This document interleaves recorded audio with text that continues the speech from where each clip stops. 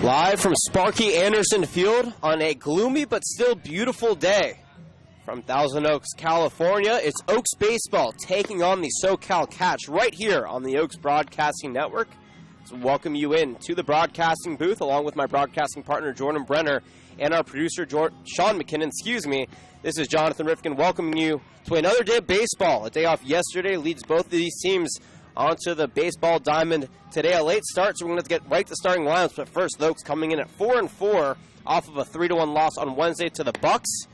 The SoCal Catch are 6-1-1. They're coming off of a very nice stretch of wins, including one against the East LA Dodgers on Thursday at Biola University. So we'll get the starting lineups, and then we'll do a little bit of pregame. Starting first for the Catch, the visiting team, as I mentioned, coming in 6-1-1. Their head coach, Jonathan Munoz, in his first season. Dan Peters, their assistant coach, though, was their head coach for 6 seasons prior. Batting first from Grambling State and playing second base is Kristen Franklin. Behind him is Daniel Young, playing left field from Notre Dame. In the 3 spot is David Martinez, catching from Austin Peay. Cleaning up and playing third base for the Catch is Ange Bourgeois from Biola University. Behind him is Grant Robbins out in the right field from UNLV. In the 6th spot is Wasey Crenshaw playing center field from Colorado Mesa University. Omar Ortiz bats behind him, playing first base from Cochise College, previously at the University of Pacific, batting 8th. Ryan Smoot, DHing from Virginia Military Institute. And to round out the Catch order is Jake Boone, playing shortstop from Princeton. On the mound for them will be Cade Smith. I'll give you the Oaks field here in just a moment, but their starter is David Appleby. As Appleby takes the sign from the catcher, Bryce Veet, and fires in the first pitch to Franklin. It's cracked over to third on a hop. Lewis fields it over to first for an easy out, number 1. First pitch time, 4:29. 78 degrees and breezy out to right field as normal, though cloudy. And who would have thought this game would start on time? The SoCal Catch were about an hour late.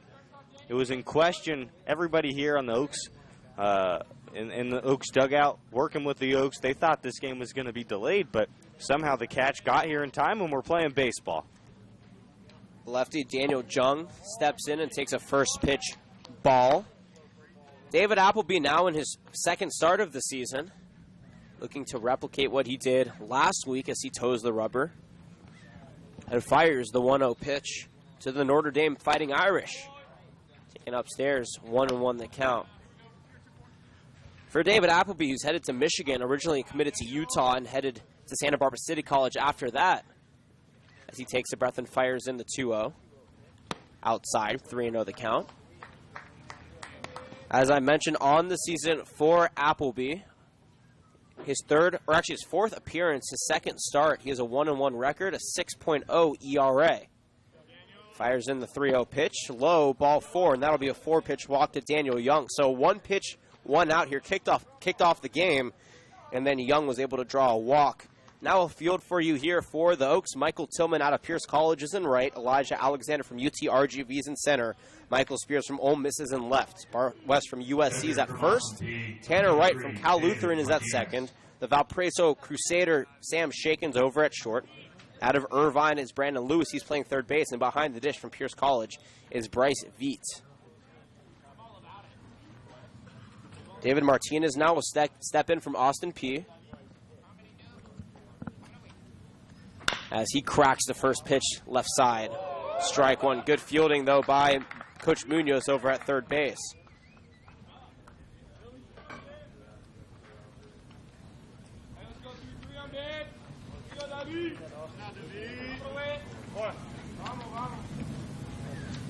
For Appleby, that was his 6th walk on the season. Takes the sign from Veet. Veet in wide stance behind the dish and fires. Called strike at the letters. 0-2 the count. The Oaks are in their navy blue uniforms today with white letters on the front, outlined by baby blue, and white letters on the back. Everybody wearing white pants. Nobody with stirrups except for Tanner Wright at second base. The Catch are in their all blacks with red side sleeves and black letters outlined by white on the front. The 0-2 pitch is foul back out of play, and we'll do it again. No balls and 2 strikes. What Appleby does so well, and when he's most effective, he keeps the ball down, and he also is able to, paint the corners really nicely. And when he can do that, he's one of the best pitchers on this Oaks team. Unfortunately, he hasn't been able to do that on a consistent basis early in the year.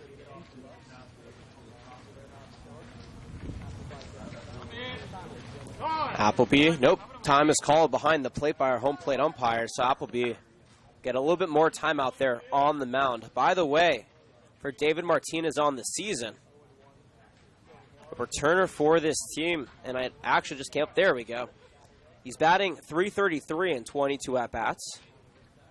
Let's go along with 2 RBIs and 2 stolen bases. The 0-2 pitch is speared into left field, and that's going to drop for a base hit. The Oaks get a quick first out here to begin the game, but the Catch then capitalize thereafter on a walk and a single. Martinez is on, Young on second, and they are threatening here early with only 1 out. And that's what I was just talking about. Appleby did such a good job shedding corners, pitching beautifully, and then he just hangs one right over the middle. It's easy for these guys. These are really good hitters. They play college baseball. If you're just gonna float one over the middle, they're gonna get hits. This Catch offense is scary, one of the best in the CCL from top to bottom. This man, Ange Bourgeois, is by far and away probably the best hitter on the team, batting .429 so far as he takes the first pitch ball. From Biola University, which is where the Catch play their home games, will be there tomorrow. He has 5 RBIs, 3 doubles, which leads the team, and 8 runs scored, which also leads the team. Appleby toes the rubber, 2 on, 1 away, top of the first. Checks that runner at second and fires in the 1-0. Called a strike on the inside corner that evens the count at 1 ball and 1 strike.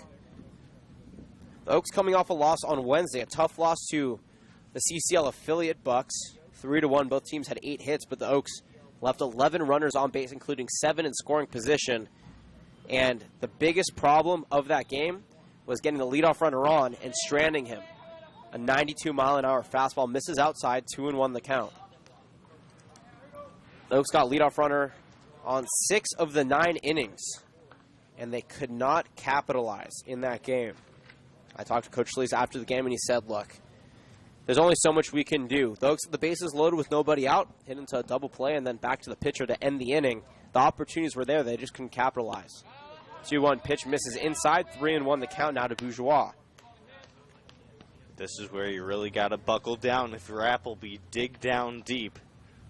All it takes is 1 pitch to get out of this. All you need is to locate a good sinking fastball low in the zone.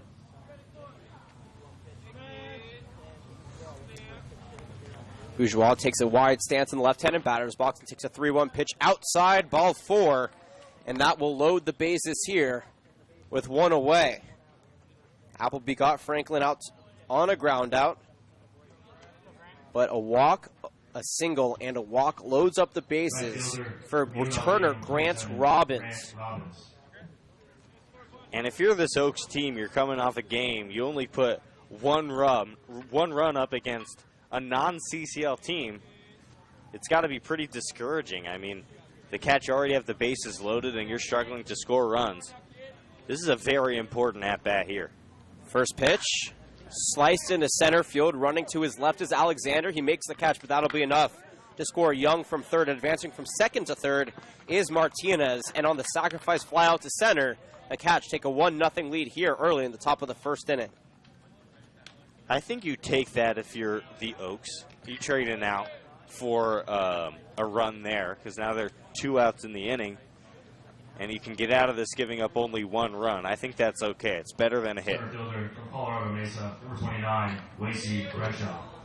You just heard Ramsey announce Wasey Crenshaw from Colorado Mesa University digging in. On the season, batting .118 in 25 at-bats. But his OPS is .518 as he skies one into left center field. Elijah Alexander under it for out number 3. 1 run, 1 hit, no errors, and 2 left on base. We're through half an inning here from George Sparky Anderson Field.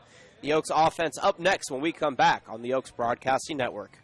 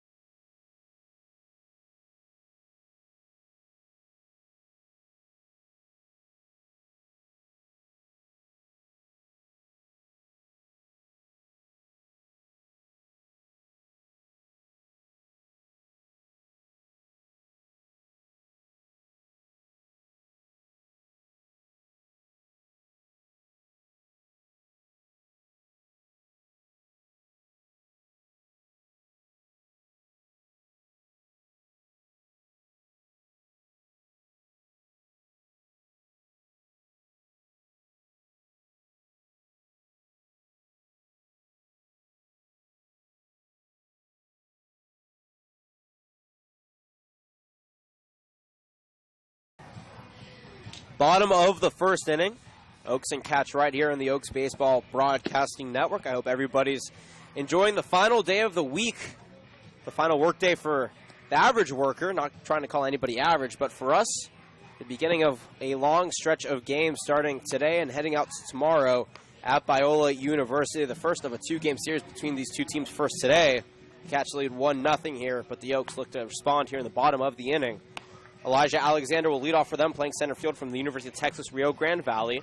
Michael Spears is batting in the second spot from Ole Miss. Brandon Lewis, the power hitter from Irvine, is batting in the third spot.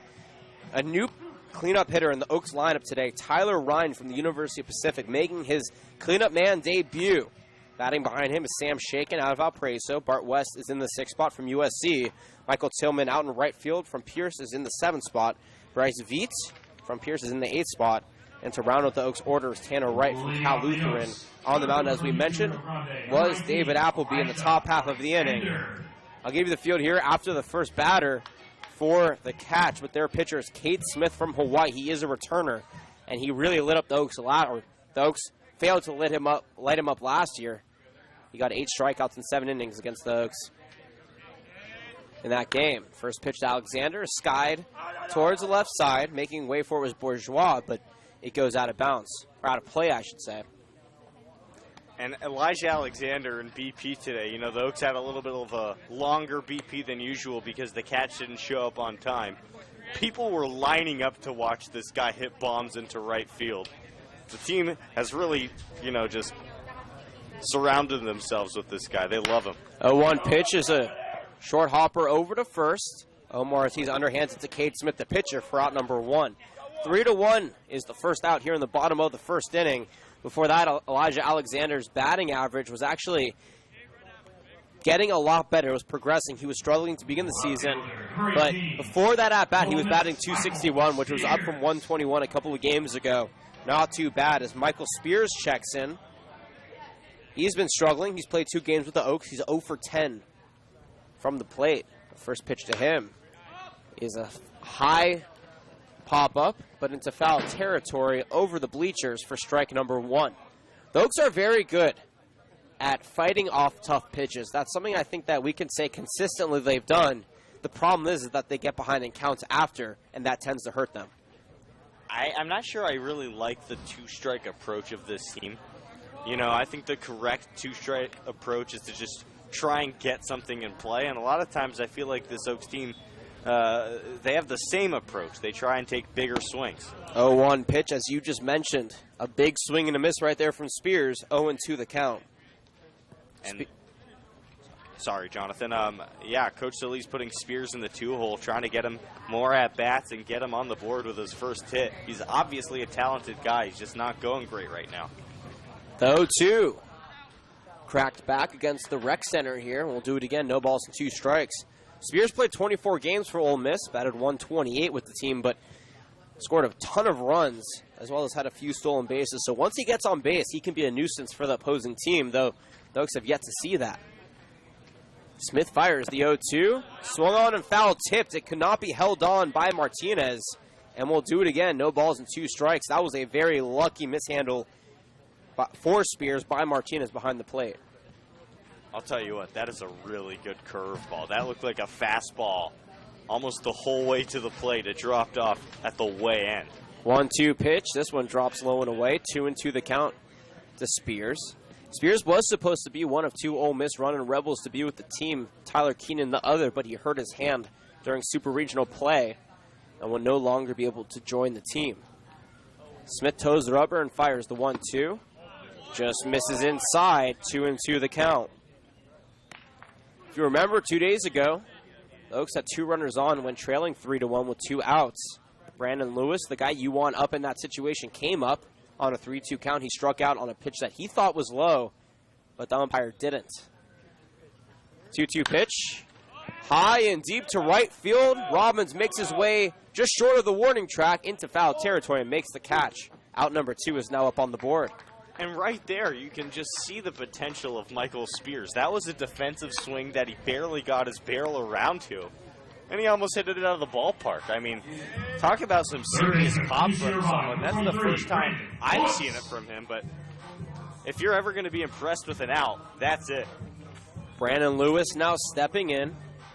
The UC Irvine product has been a little bit sporadic here lately, but still batting .313. That's down from .330 a couple of days ago. 3 doubles, which leads the team. Takes the first pitch ball. 1-0 the count to him. Originally committed to CSUN after last year, which was his first year with Pierce. Decommitted, as so many Oaks players did, or even transferred. A lot of the guys were complaining about the program there as the 1-0 pitch is a curveball. Cut foul, 1-1 the count. And so, along with a few Oaks players, if you remember Joey DeSigli, who was going to join the team probably in July, he transferred from CSUN to Cal State Dominguez Hills. Jake Sylvester went back to transfer to the University of Iowa. So these Oaks players were not liking CSUN. Brandon Lewis decommitted and is now headed to UC Irvine in the fall. The 1-1. Skied high into center field. Crenshaw takes a couple of steps forward and will make the catch. Oaks go down in order here. No runs, no hits, no errors. Nobody left on base. We're through one full from Sparky Anderson Field. 1-0 catch lead. Top of the second after this on the Oaks Baseball Broadcasting Network.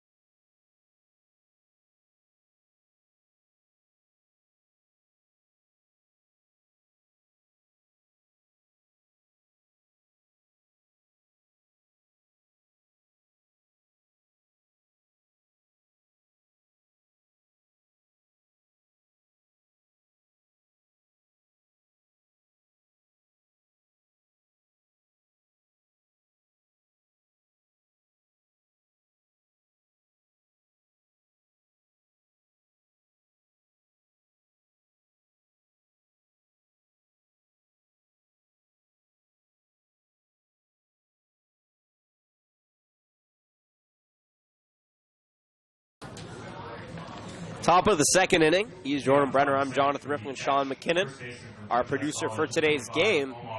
1-0 the score. The catch lead the Oaks as Omar Ortiz, the returner, steps back in. He was an all-star last year in the CCL. Played his ball for the first 2 years of his summer, or excuse me, not his summer, but his fall and spring collegiate career at the University of Pacific, then transferred to Conchise College. As Appleby fires in the first pitch to him, low and away for ball 1.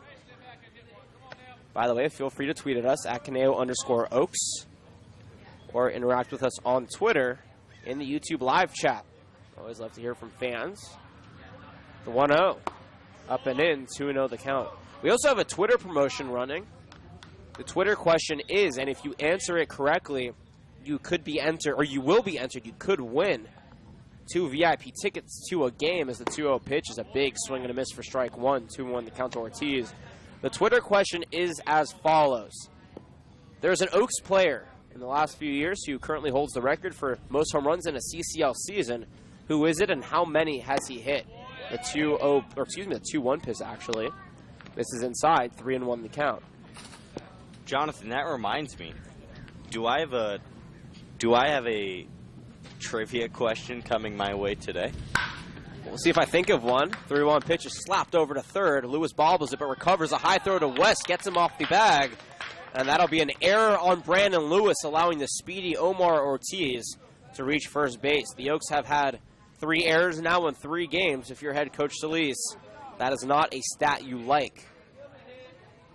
Normally a very good fielding team.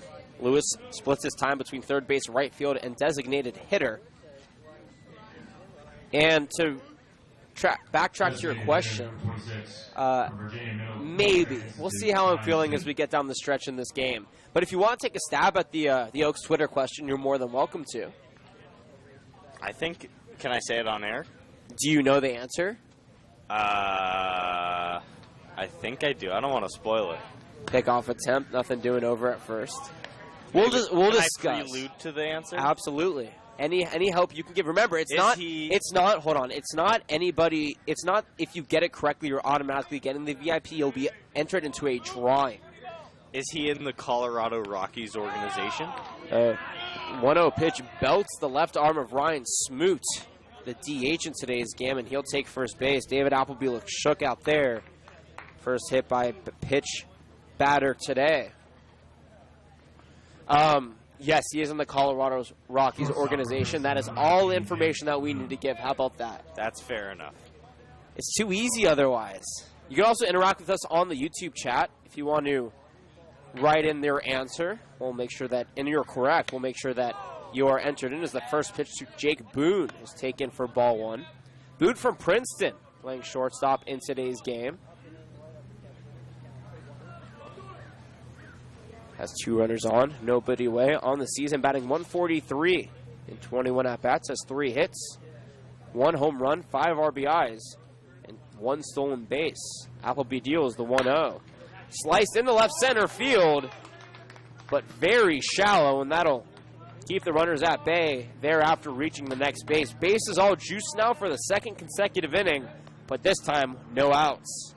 And no action in the Oaks bullpen. This is David Appleby's game right now. He has to toughen up if he wants to keep the Oaks close.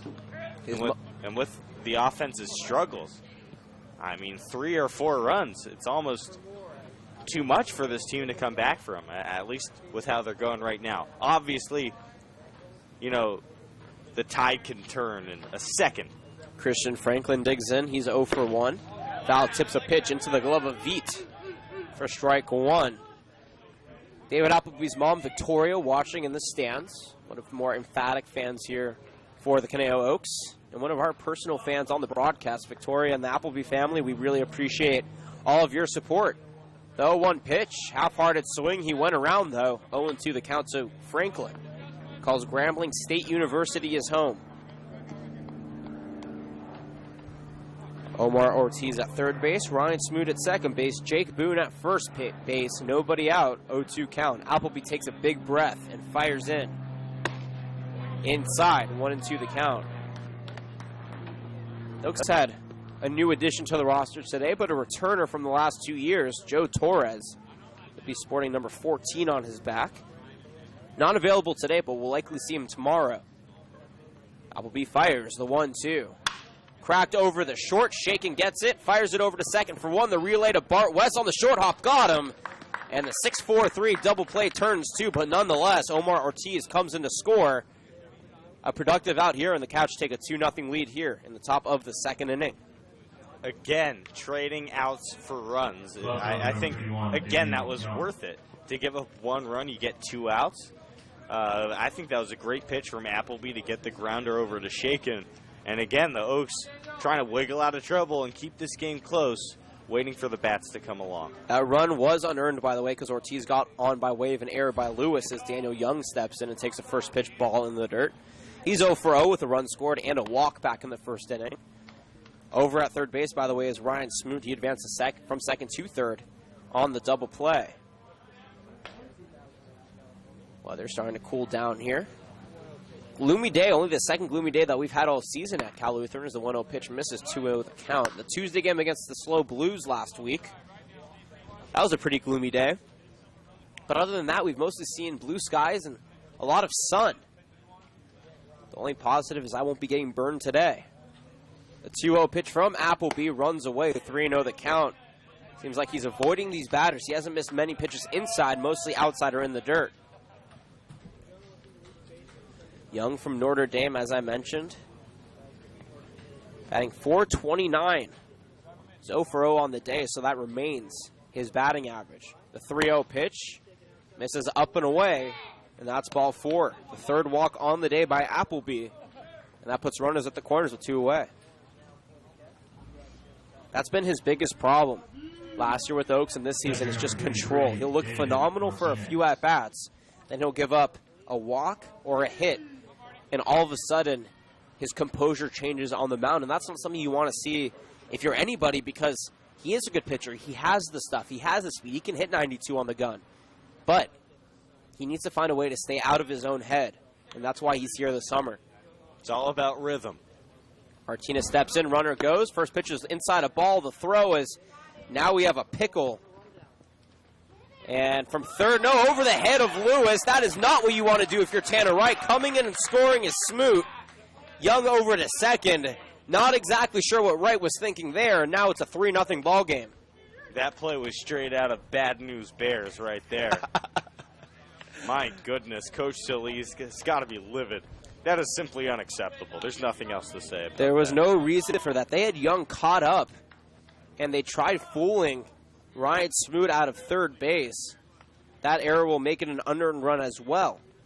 2 unearned runs in the inning. Middle infield on the grass. 1-0 pitch. Pending with a runner on second. Appleby fires.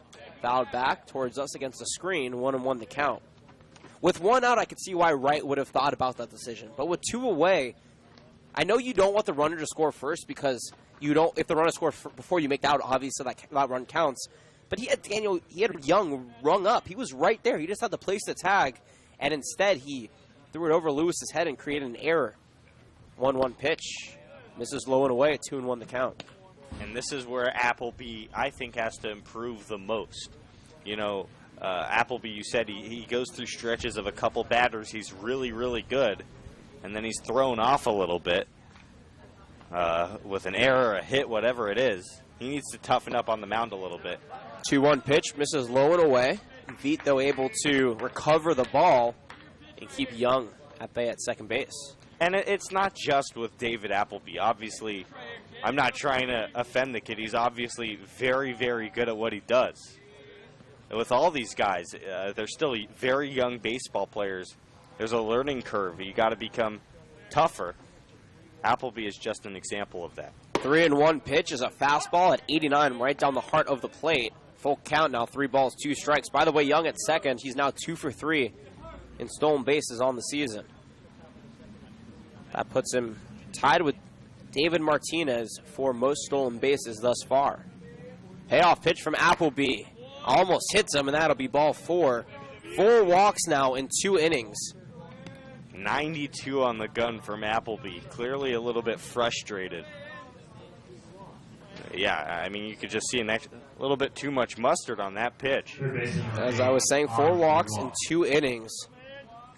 3 runs around. 1 was earned, so, you know, between the walks, yes, that's something that Appleby needs to work on, but it's not like these runs are necessarily his fault. There's been bad plays on the infield. Bourgeois checks in and takes a first pitch strike over the heart of the plate. He walked his first time up. He was the second walk of the ball game.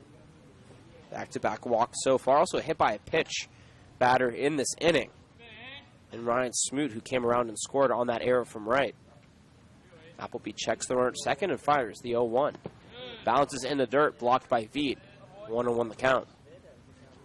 Turnout here, slowly progressing.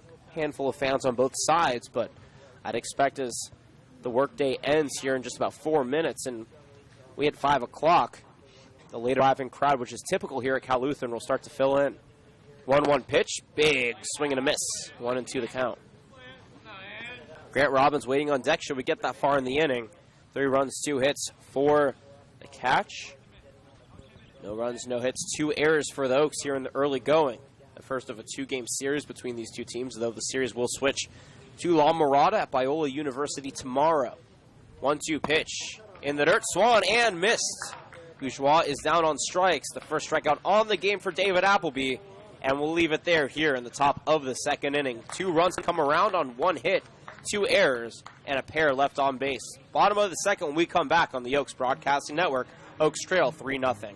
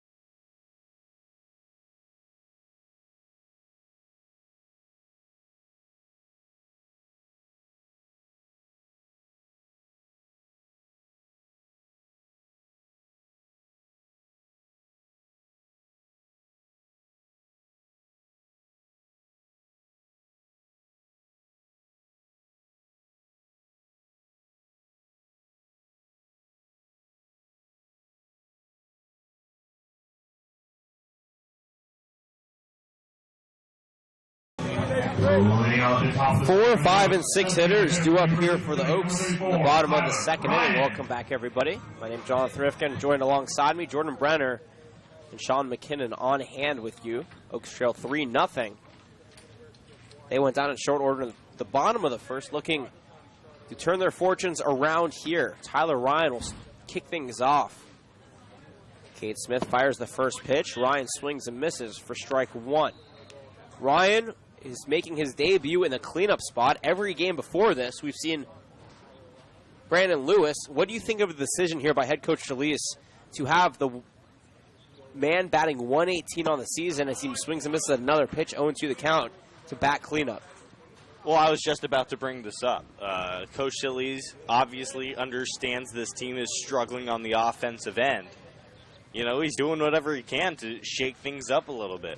Brandon Lewis maybe moving up to the 3-hole, more at-bats, doing whatever he can. 0-2 pitch called, strike three on the outside corner. 3 pitches, 1 out here, and the first strikeout on the gate for Cade Smith. Tyler Ryan shaking his head as he strides back to the bench. And speaking of shaking things up, Sam Shaken will dig in here for his first at-bat on the season for the Valparaiso Crusader, batting .240, which is creeping up here as he starts to get out of his slump. 1 home run, 1 double, 3 RBIs. Takes a first pitch ball, 1 into the count.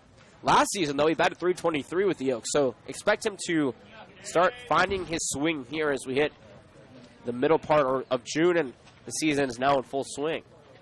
1-0 pitch, called strike on the outside corner, 1-1 the count.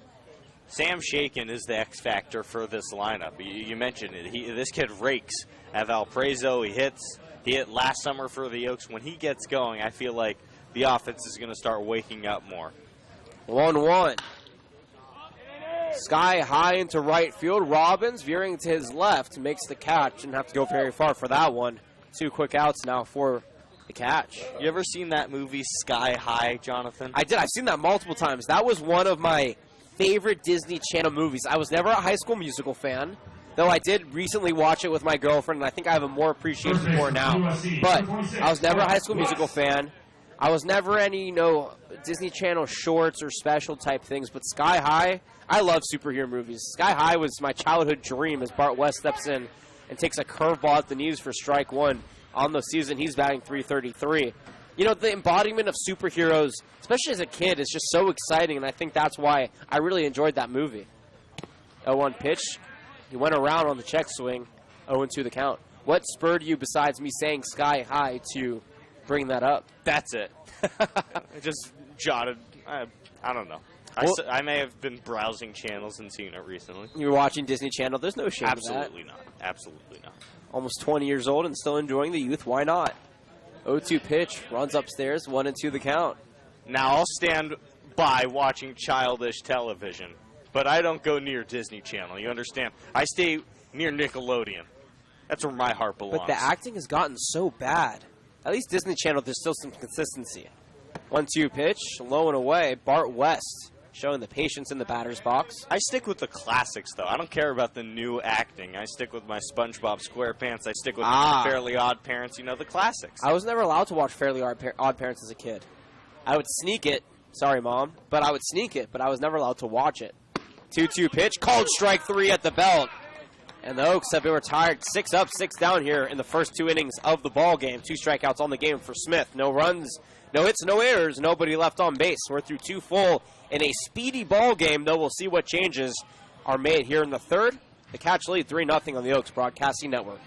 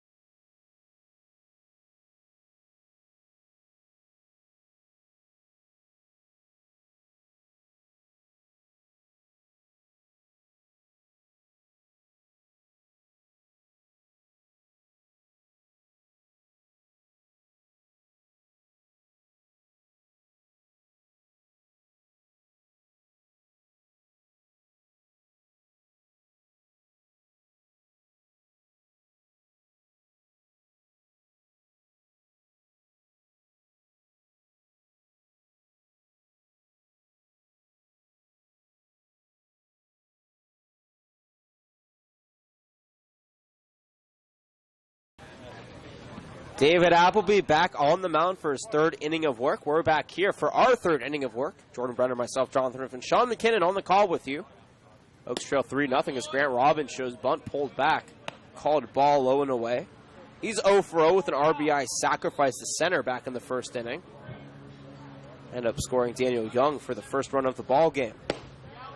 Appleby's 1-0 pitch drops low and away, 2-0 the count. I feel like I've been saying low and away a lot because that's normally where he's been missing against these catch batters. 2-0 pitch from Appleby. This one paints the outside corner, 2-1 the count. And until Appleby starts hitting the zone consistently, the catcher almost at a four-way intersection. Just stop signs everywhere. They're not swinging. A 2-1 pitch is hit to short, shaken over to his left, fires it over the first and beats Robbins by a step. Great fielding by the shortstop. Out number one is up on the board. And I guess I was wrong there. They were hacking at that fastball in the outer half. You know, in retrospect, I can adjust my answer. But what I actually meant to say was, like, early in the count, they're going to be taking a strike before swinging. And at that point, there was a strike in the count. I need to bring a shovel up here to start digging the hole that you dig yourself into. First pitch to Wasey Crenshaw. Taken outside for strike number one, and now he's behind in the count, slowly digging a hole for himself. Well, that just proved my point. He took a strike there. So I'm climbing my way out. Appleby deals the 0-1 pitch. This one misses low and away. Evens the count. 1 ball, 1 strike, 1 away. You just described one of my greatest fears, Jonathan. Holes? I don't know if this is PG-13. The 1-1 pitch. Slice to right center field. Alexander making his way and makes the catch for out number 2. I meant digging holes. Like digging my own grave? No, Jonathan. like in, you know the movie Holes? That was not a good movie. That was a bad But movie. they were literally digging holes. Yes, That's what I'm I know saying. The movie. Now I understand. There were like snakes in those holes, scorpions. Yeah, but I don't mess. that got Shia LaBeouf his name, right? Not at all. I think he did better in High School Musical. Omar Ortiz steps in and swings and misses at the first pitch for strike one. He reached on error back in the second inning and came around to score thereafter. If you ever need television or cinematic references, Jordan Brenner and I always have you here on the Oaks Broadcasting Network. That pitch misses low and away, 1-1 the count. The Oaks were supposed to have a game yesterday. It got moved to July. It'll be a doubleheader in Compton. 1-1 pitch misses low. 2-1 the count. Tomorrow will be in La Mirada, about 2.5 hours southeast of here. And then on Sunday, we'll be back home against the Barons. 2-1 pitch. High and deep to center field. Going back is Alexander, just short of the track, and he makes the catch for out number 3. For the first time all game long, the Oaks are able to retire the catch in short order. No runs, no hits, no errors, and nobody left on base. We're through 2.5. Oaks trail 3-0. Tillman, Veet, and Wright due up here in the bottom half of the inning when we come back on the Oaks Broadcasting Network.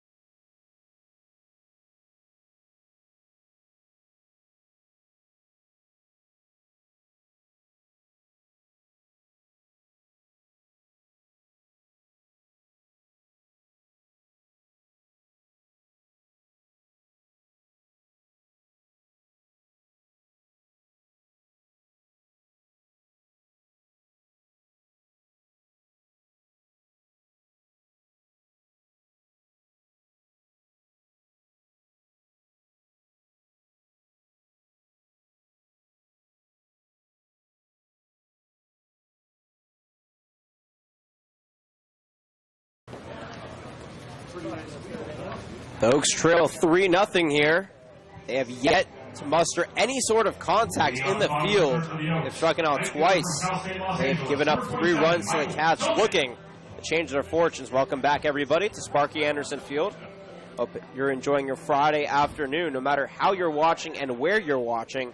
We appreciate you making us a part of your Friday plans. Michael Tillman steps in. The first pitch from Cade Smith is taken for strike 1 at the knees. Tillman, who led Pierce Junior College in batting, so far this season is struggling. 208 in 30 at-bats, 7 hits, 5 runs scored, and 6 RBIs. The 0-1 pitch, check swung. Did he go around? No. That pitch was high, 1-1 the count. Monday, the Oaks have a day off. As I mentioned, I was going through the schedule here. And then Tuesday, marking the stretch of a very long stretch for the Oaks as the 1-1 pitch is foul tipped back into the glove of Martinez. Strike 2 to Tillman. On Tuesday, Wednesday, the Oaks will be back home against the Blues and the Foresters. On Thursday, we'll be headed up to San Francisco. And then to Santa Rosa as Tillman slices this one to left field, and that's going to drop for a single. After getting down in that count, Michael Tillman able to find the alley and get on base. The first leadoff base runner here in the game for the Oaks.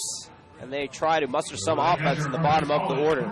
But to go back to this really long stretch the Oaks have, on Thursday we'll head up to San Francisco. On Friday we'll be in Santa Rosa.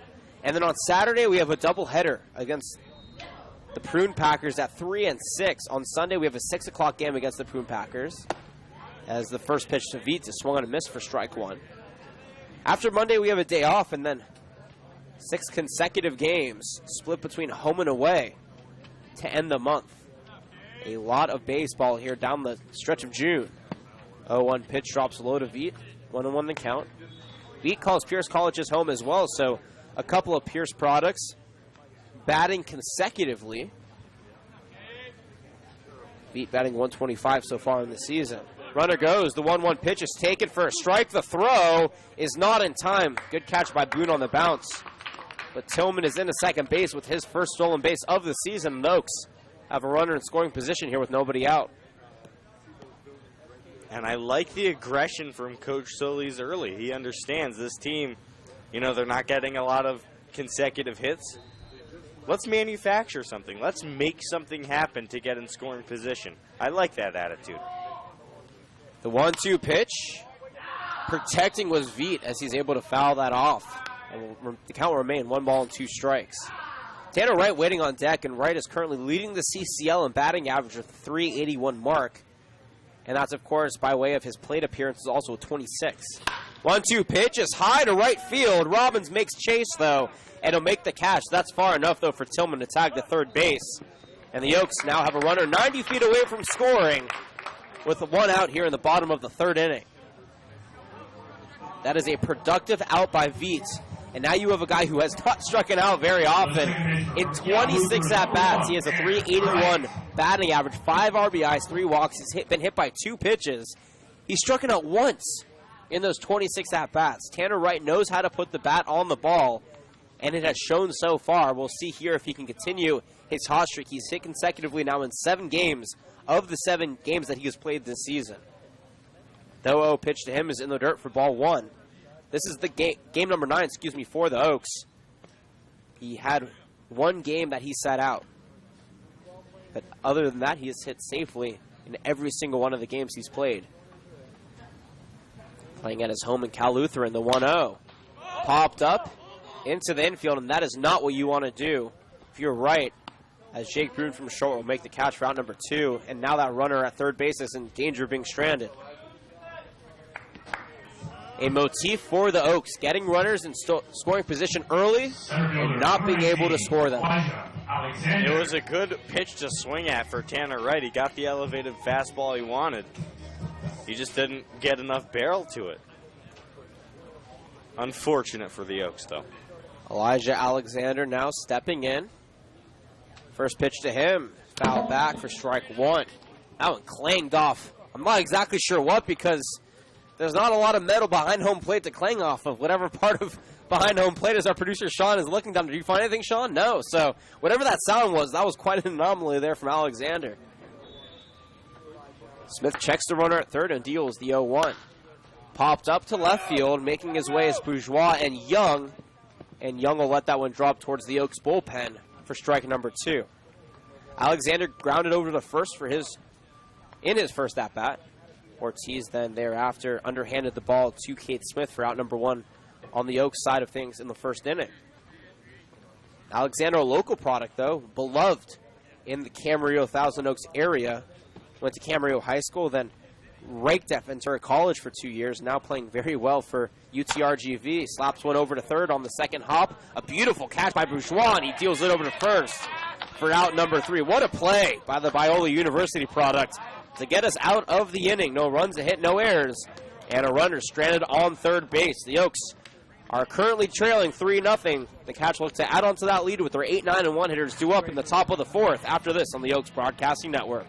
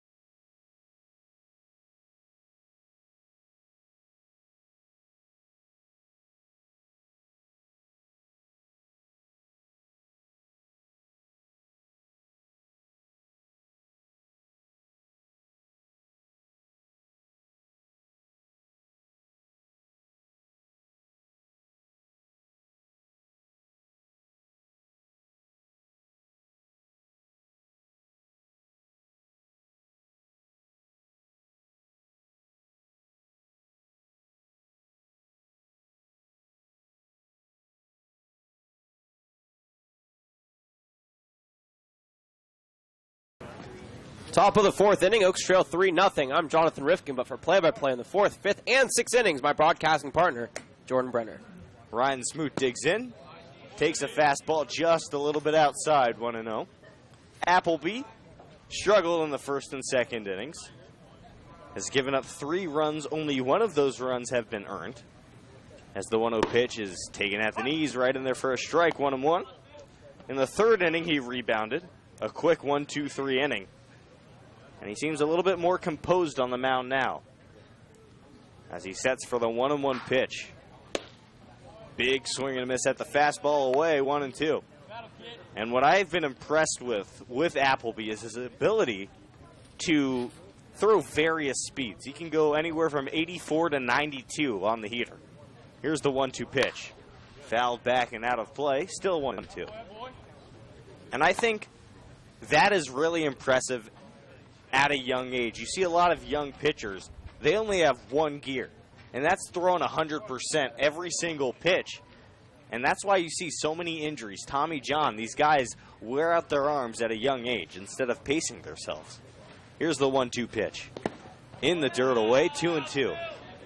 Spiked the curveball.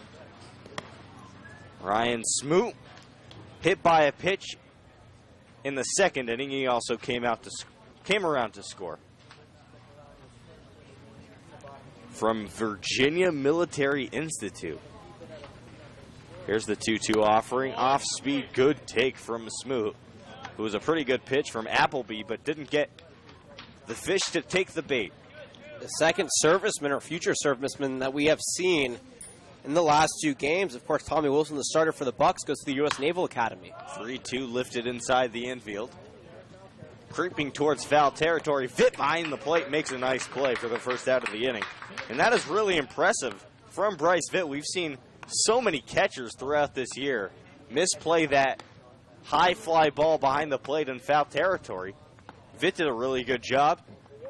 moved his feet, got around to the baseball, and made a spectacular play. The problem, and I talked about this last game, is with this ballpark. It's a great ballpark. I mean, you come here and you think it's a Division I school with the most funding in the world because of how amazing the facilities are.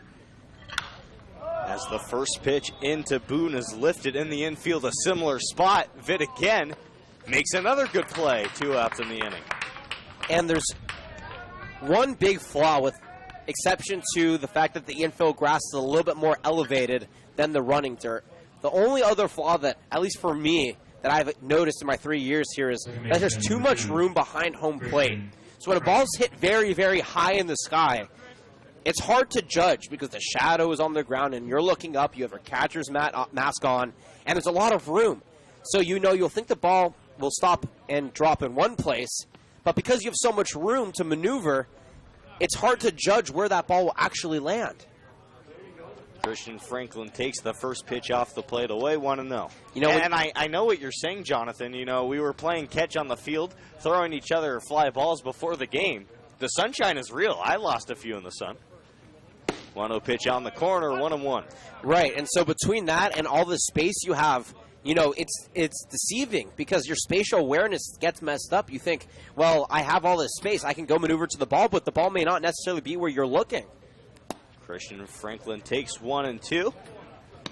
Counts now 2-1. In the game for Franklin, a ground out over to the third baseman in the first inning. A 6-4-3 double play in the second inning. Umpire appeals over to first base. First base umpire says he goes, 2-2.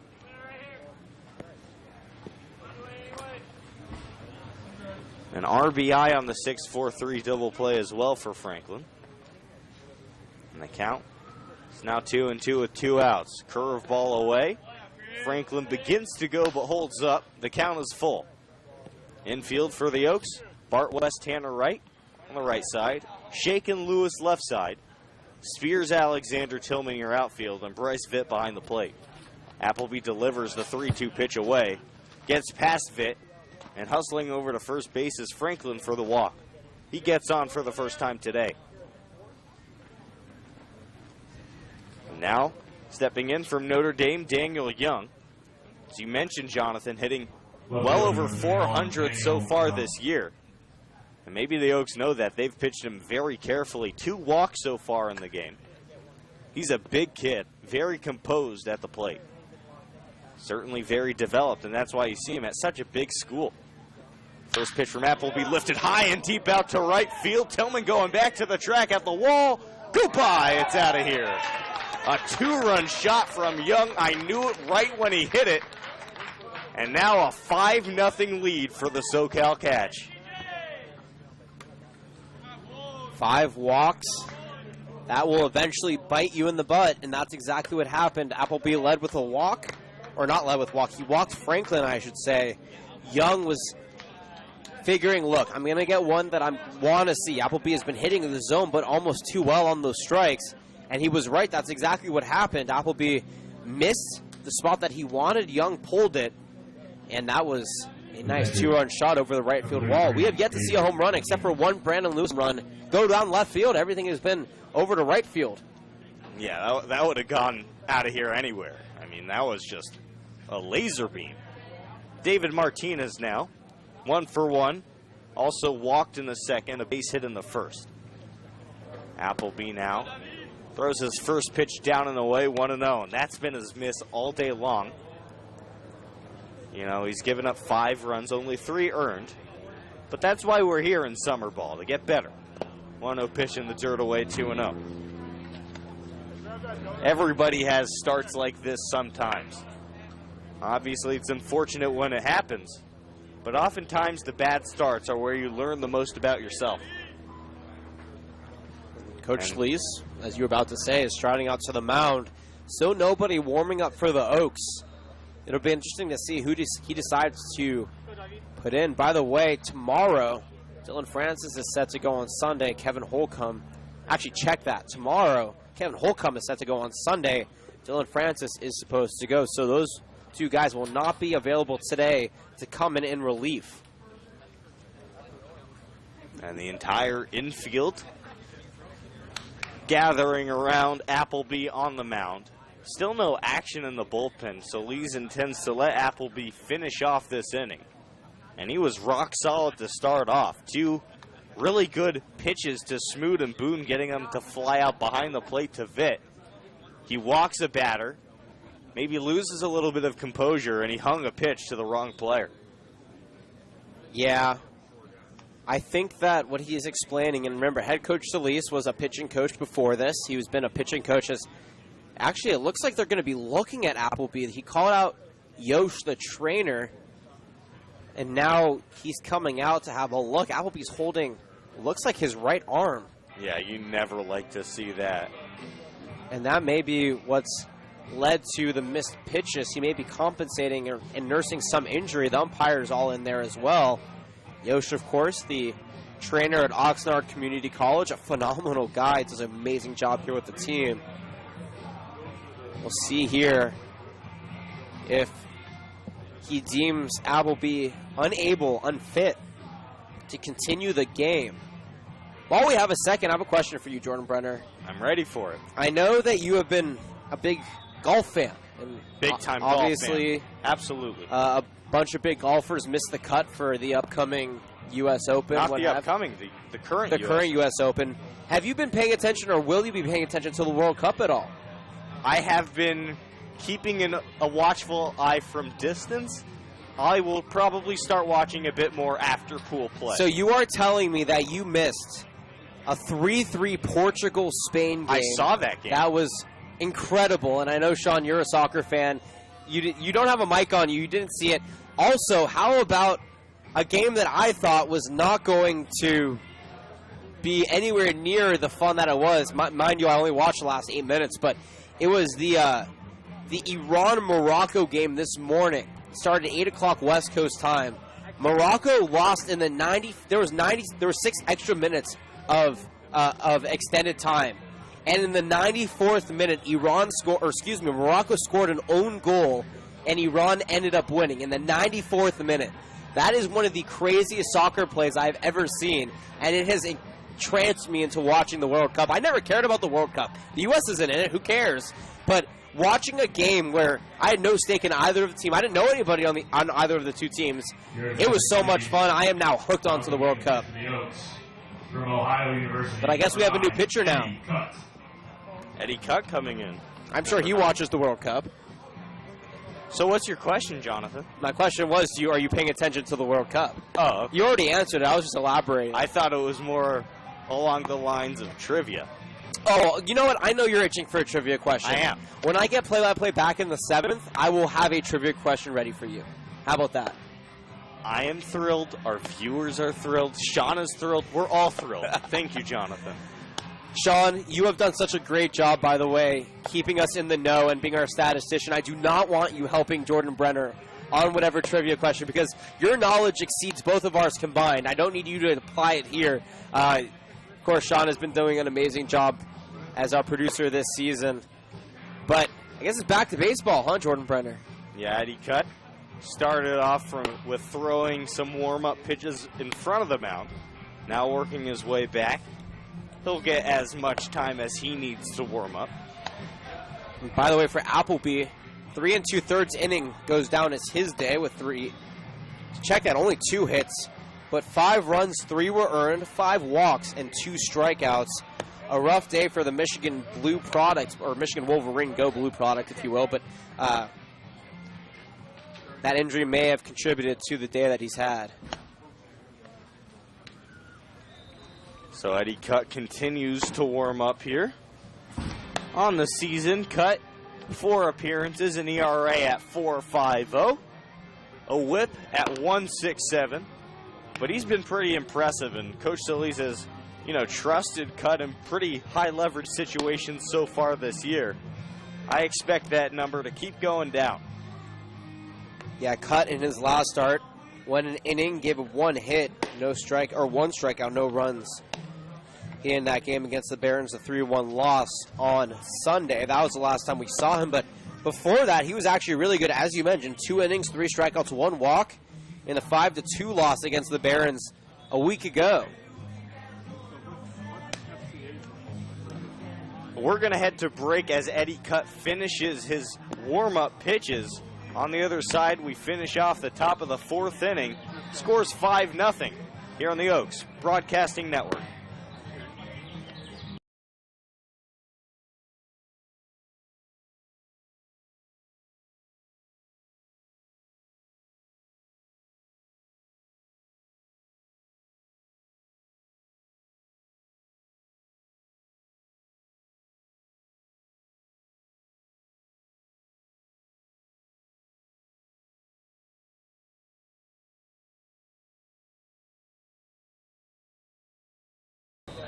It was a quick break, but we're back. David Martinez steps right back in there. Nobody on with 2 outs. The count is 2-0. Pitch from Cutt. Off the plate, 3-0. Cutt has a cut fastball. I always like mentioning that when he's on the mound. Here's the 3-0 pitch. Catches the corner, 3-1. Martinez on the day, a base hit, a walk.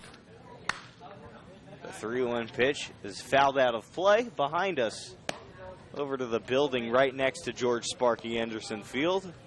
3-2 with a couple outs. Full count pitch from Cutt. Upstairs, taken for a walk. And another base runner for these catch. The 3rd consecutive runner allowed on base. Well, actually, Young didn't even get a stand on base. He just got a race around the bases. He got to hit all 4. So I would still say you were correct. But for Eddie Cutt, it's hard. You're coming into a situation you weren't expecting. No warm-up pitches. You had to go in there and throw some quick bullpen. First pitch taken for a ball, 1-0. For Cutt, fastball, curveball, changeup, and a cutter. 1-0, Martinez leading off of first base. Cutt throws over. Martinez slides back in safely. Wind is really picking up here. You wonder just how far Young's home run would have gone if he hit it in this type of wind. 1-0 pitch is upstairs, 2-0. And I still think it would have cleared the wall. That was a moonshot. But maybe not as impressive if the wind was gushing like this.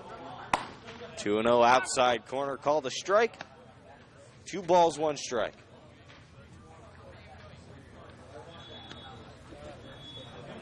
Gorgeous day, actually some gray clouds above.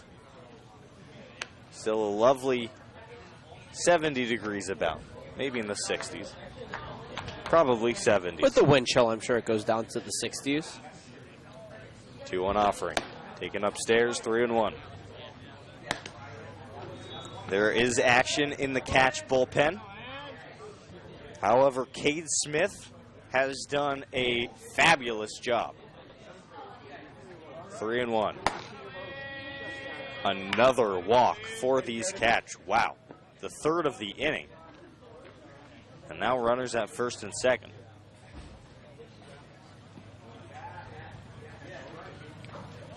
Right fielder number 27, Grant Robbins. Already 8 free bases given up to the catch. 7 via walk, 1 via hit by pitch. Only 2 hits on the ball game. Gifting them runs. First pitch, dribbler in front of the mound. Cutt fields, fires over to West at first. 10 the inning. 2 runs on only 1 hit. No errors and 2 men left on base. We're through 3.5. 5-0 in favor of the catch here on the Oaks Broadcasting Network.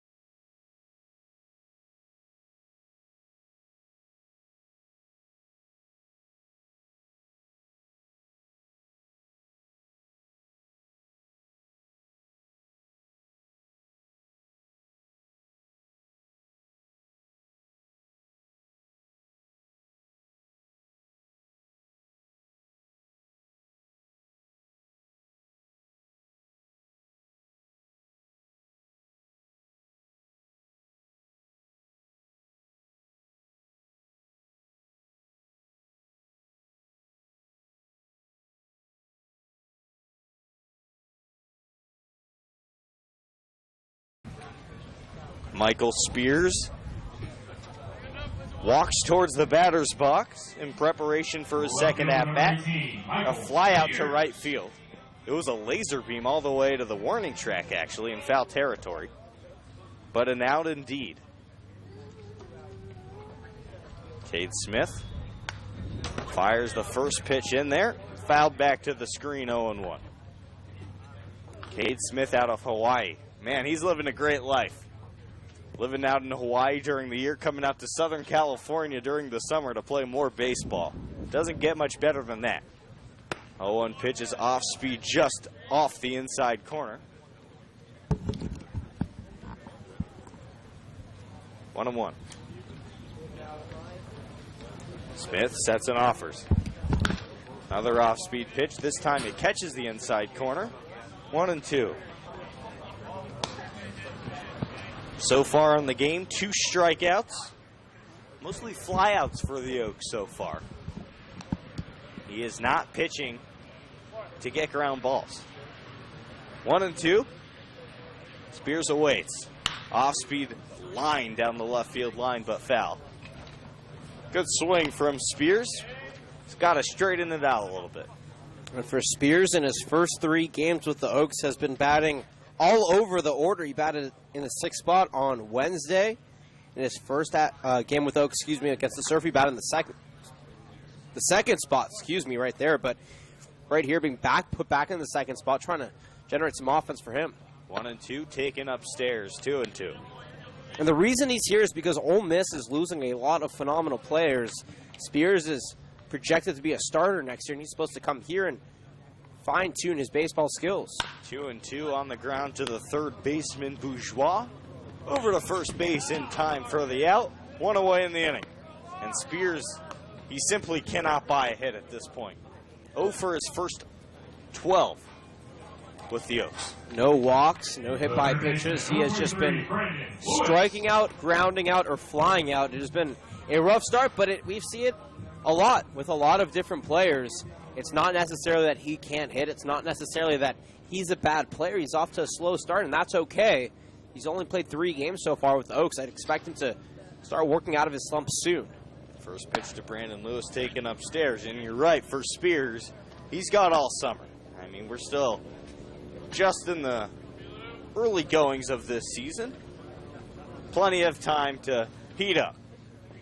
1-0 to Lewis, who flew out to center field. His first time up, and now another high fly ball to the outfield, this time right field. Robbins makes the play for the second out of the inning. And now, stepping in for the Oaks, Tyler Ryan, who struck out looking back in the second. I believe that Brandon Lewis has only grounded out once this season. Certainly, part of the uppercut launch angle, If he gets out, he's getting out with a bang. part of that revolution. First pitch into Ryan, taken away, 1-0. And that's, I think, what scouts are looking for. I mean, they want that power. They'll deal with the strikeouts. They just want that run production. 1-0 pitch, a half swing. Tapper foul. 1-1. 5 runs, 2 hits for the catch. That's a shocking number. Again, 8 free passes given up to them. 0 runs on 1 hit and 2 errors for the Oaks. Not the line Solis is looking for. Ground ball over to the third baseman. What a snag by Bourgeois again, who throws over to first in time. He's a magician over there. No runs, no hits, no errors, nobody left on base for the Oaks. 5-0 in favor of the catch. We're through 4 full. Here from George Sparky Anderson Field. Don't go anywhere. You're listening to Oaks Baseball on the Oaks Baseball Network.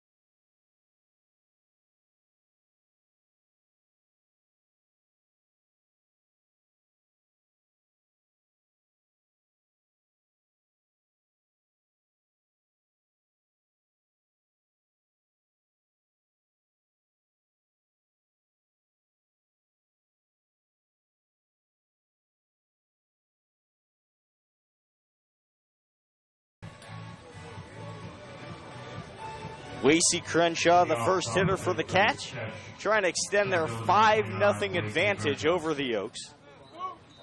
In the top of the 5th inning, Eddie Cutt has pitched a third of an inning. Now back for more work. Fastball away, 1-0. And so far, just to recap the game, walks have been the story as the 1-0 pitch is taken on the inside corner. Now 1-1.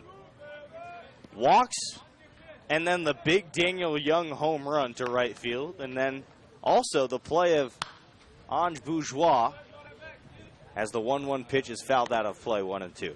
Bourgeois at third has just been spectacular at the hot corner. This Catch team is scary.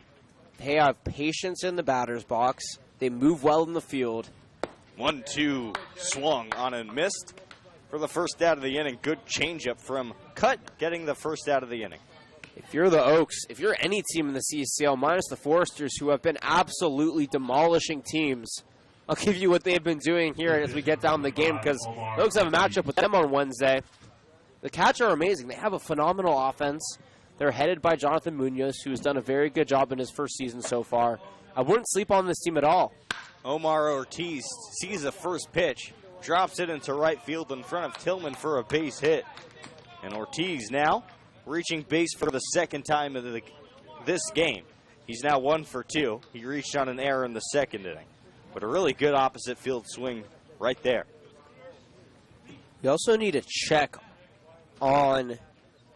Nope, they just updated the scoreboard. The scoreboard at the stadium had them at 2 hits, but I think our scorekeeper Ramsey recognized that and added 2 more hits.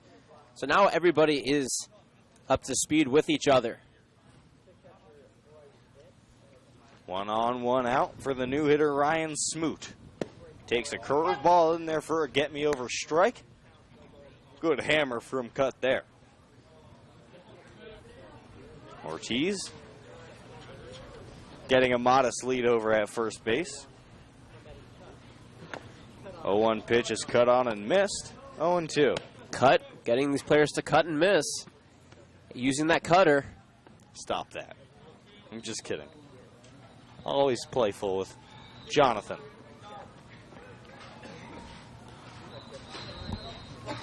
0-2 now. Fastball. Tried to catch the corner, but just a little bit away. 87 on the gun for Cutt. His fastest fastball of the day, I think. Counts 1-2. Ortiz over at first. Cutt. Quickly a ground ball over to Lewis. He fields over to second base for 1. The relay over to first base in time for the double play. 5-4-3. Lewis right west. No runs on 1 hit. No errors and nobody left on base for the Oaks. We're through 4.5, 5-0 in favor of the Catch here on the Oaks Broadcasting Network. So beyond.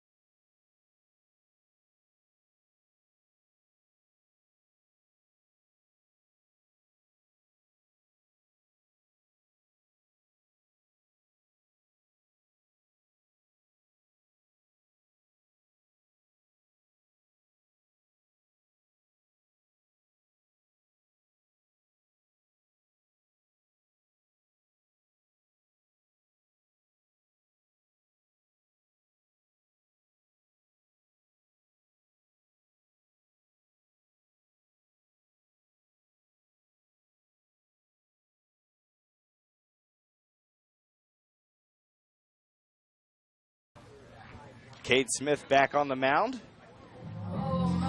He is facing the dangerous bat of Sam Shaken. He's 0 for 1 with a flyout.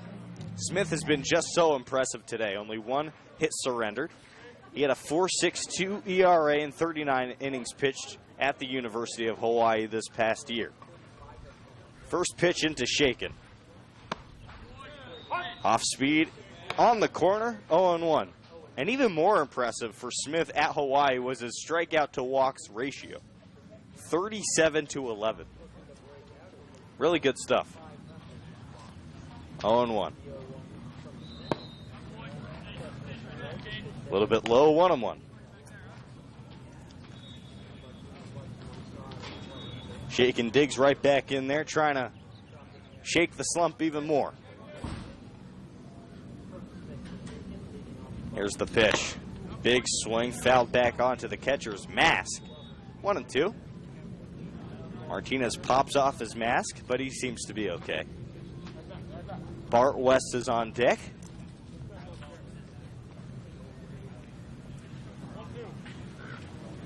A ball, 2 strikes.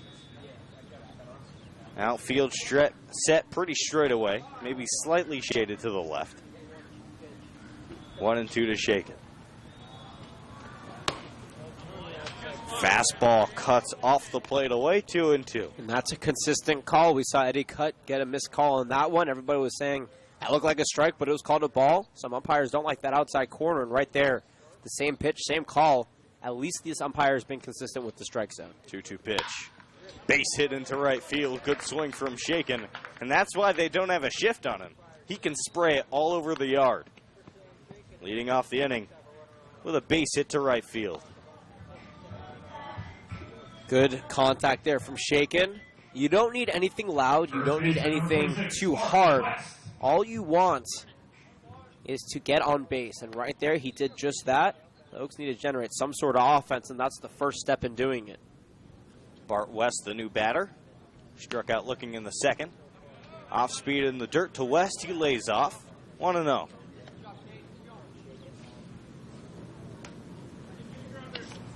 West out of USC. Red-shirted due to injury this past year. Certainly a bright future over there. He's batting .333 this season. 1-0 pitch. Ground ball over to second base. Franklin flips it to the shortstop, but he bobbles it and drops it. The umpire's going to call Shaken out at second, and that's a bad call. Immediately, Coach Solis running out to argue in favor of his Oaks team. That was a brutal call. We do our best to be as impartial on this broadcast as possible, but that is a bad call, no doubt about it. When you fumble the ball on the it wasn't even on the transfer. He fumbled the ball up top. That should not be an out at second base, no matter what, and that would be a missed call if Shaken is sent back to the dugout, no matter what. Period. And the umpires are going to gather together to discuss it. And Solis is not happy, and for good reason. Shaken is staying at second base, and he should be staying at second base. When you bobble the ball, yes, his foot was on the back, but he never fully had possession. If you don't fully have, it's like catching. It's like making a catch in football. If you make a catch in football and hit the ground, if you don't fully retain possession, that is not a catch. Right there, the shortstop for Boone for the SoCal catch did not fully retain possession of that ball. Therefore, that should not have been an out. Well, Shaken is still standing out at second base. No call has been made official yet, it seems. Solis is back in the dugout. And they just called Shaken safe. Yeah, I was about to say. They got together, they did the right thing, and now the manager, Munoz, is going to come out to argue with the umpires, try to get what the deal is here. I mean, they're switching calls. Obviously, if you're the catcher, you're not going to be happy about You shouldn't that. be, but remember, it's about the integrity of the game. In the game of baseball, that is a safe. You should be safe. Now, obviously, if I'm the opposing manager, I'm going to argue that call regardless, too, because I want to make my case. The initial call was he was out. But at the end of the day, the integrity of the game has to be upheld, and I think that's why Coach Munoz is finally giving way and striding back to the dugout. Well done by Sam Shaken, keeping his composure, did not impede on the conversation, left it to the coaches, left it to the umpiring crew, and at the end of the day, the right call was made. Michael Tillman into the batter's box, 1-for-1. Single to left field, a stolen base. Chance to get the Oaks right back in this thing. He shows bunt, lays off speed in the dirt, 1-0. So I believe West reaches on a fielder's choice. It will there. be actually an error, error on the shortstop, absolutely. So he reaches on an error. Anyways, 2 on with nobody out. 2-0 pitch, or excuse me, 1-0 pitch turns into the 2-0 pitch on the fastball low.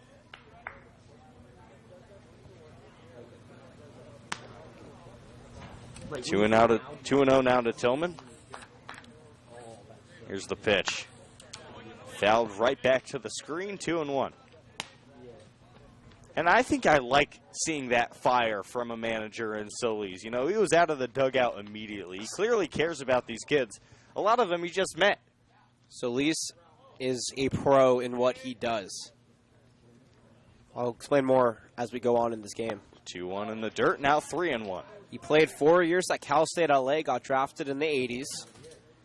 Played a couple of years in minor league baseball and came around to coach in the area. Coaches at Rio Mesa, one of the most esteemed high school coaches in the country, leading Rio Mesa to a consistent top 10 seed in California. 3-1 pitch is cut on and missed, 3-2. And that has led him to have a lot of respect. His brother is a scout with the Angels. He heads the film room. He's Mike Scioscia's number 2 guy with the organization.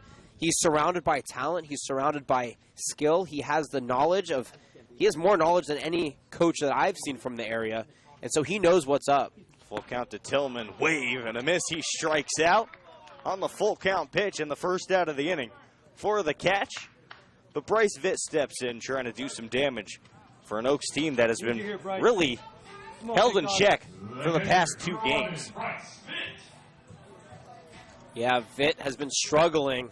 If you're going to break out of a slump, this is the time to do it with 2 on and 1 away. A double play ends the inning. The Oaks are trying to avoid that here. Vitt flew out to right field as a ball from the bullpen comes into play. David Martinez tosses that back to the dugout, and we're ready for baseball again. Speaking of the bullpen, Zach Philos is warming up for the catch, along with one of his colleagues. We'll get you the number on the other pitcher warming up here in just a moment. Bryce Vitt hitting 125. Skies a fly ball into shallow center field. Boone over to make the play. He retrieves it for the second out of the inning. F6 for those keeping score at home. And now the next chance for the Oaks, Tanner Wright. And he's been hot to start this season off. Number 1, Tanner Wright. Entered the game hitting 381. Average dip just below that now with the fly out in the 3rd inning. Flew out to the shortstop. So the Oaks get 2 on to start the inning. And now 2 consecutive outs. Retrieved by Cade Smith, who's buckled down and done a really good job. He kicks and fires. Fastball right at the bell, this seems, right down the middle. Right was taken. And it's 0-1. Elijah Alexander, if the inning continues. 0-1 offering. Lifted out of play towards the parking lot. Watch out, kids. 0-2. For Tanner Wright, only striking out once in 27 at-bats so far this season. This is a good spot for the Oaks to have somebody who can put the ball in play at least up at the plate. If he can find the spot, at least a run could score. 0-2 off the plate away. 1-2 now. Shaken is on second base. He singled to right field. Advanced to second on an errant catch or ball handling by the shortstop Boone. Bart West also reached on that play. He's at first base. 1-2 to right. Lifted again out of play, this time towards the pool area. 1-2. I wonder if we'll see a ball splash in the pool at any point this year. When it heats up and that ball carries those 12 o'clock games on Sundays here at Cal Lutheran, it is prone to happen. I think that's just because the ball gets a little warm and needs to cool off. 1-2. Lifted out to reasonably deep left field. Young under the baseball makes the play to end the inning. No runs on 1 hit, 1 error, and 2 men left on base for the Oaks. 5 full have come and gone here from George Sparky Anderson Field. And 5-0 is the lead for the visiting SoCal Catch. Don't go anywhere. You're listening to Oaks Baseball here on the Oaks Broadcasting Network.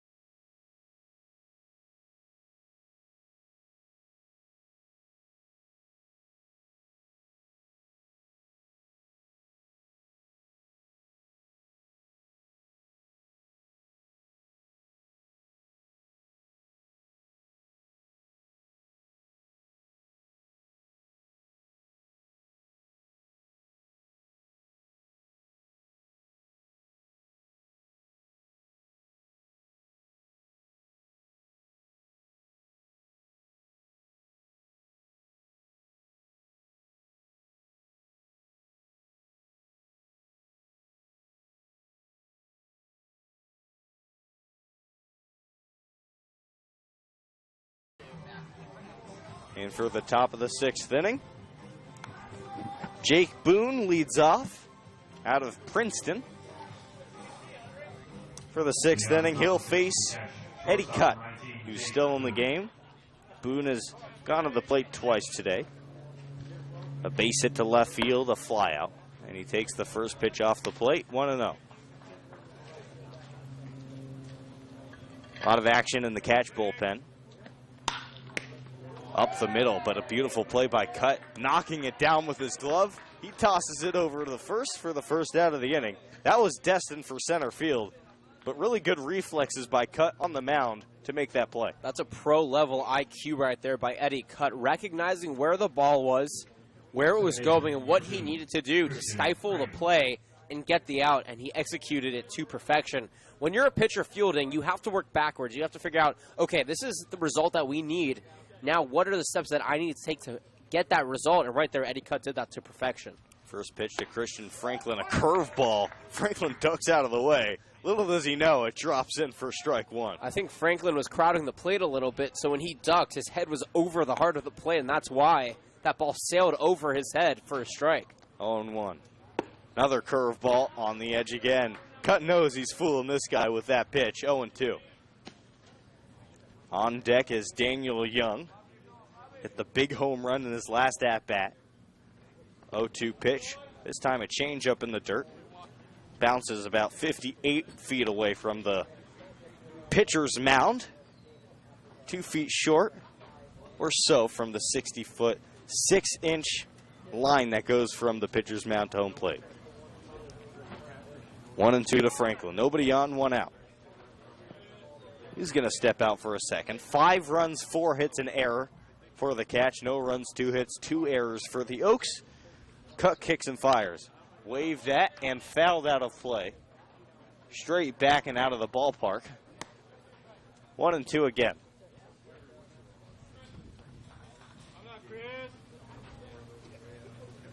Thank you guys, appreciate it. Cutt kicks and fires. Called strike 3 on the corner. Beautiful pitch from Cutt for the second out of the inning. Fooled him with 2 curveballs to start off the at-bat. Showed him a changeup in the dirt. And then he had no idea the fastball was coming. Located beautifully on the corner for a called third strike. And this is exactly how you want to be facing Daniel Young. Very powerful hitter. Obviously the big home run to right field is the last at-bat. First pitch. Young fouls it back and out of play. 0-1. Towards the softball field. Young wears 31 on his back. Cutt sets and offers a fastball. High fly ball in the infield. Shaken makes the play to end the inning. No runs, no hits, no errors, nobody left on base. We're through 5.5 innings. 5-0 in favor of the Catch. We'll be right back here on the Oaks Broadcasting Network.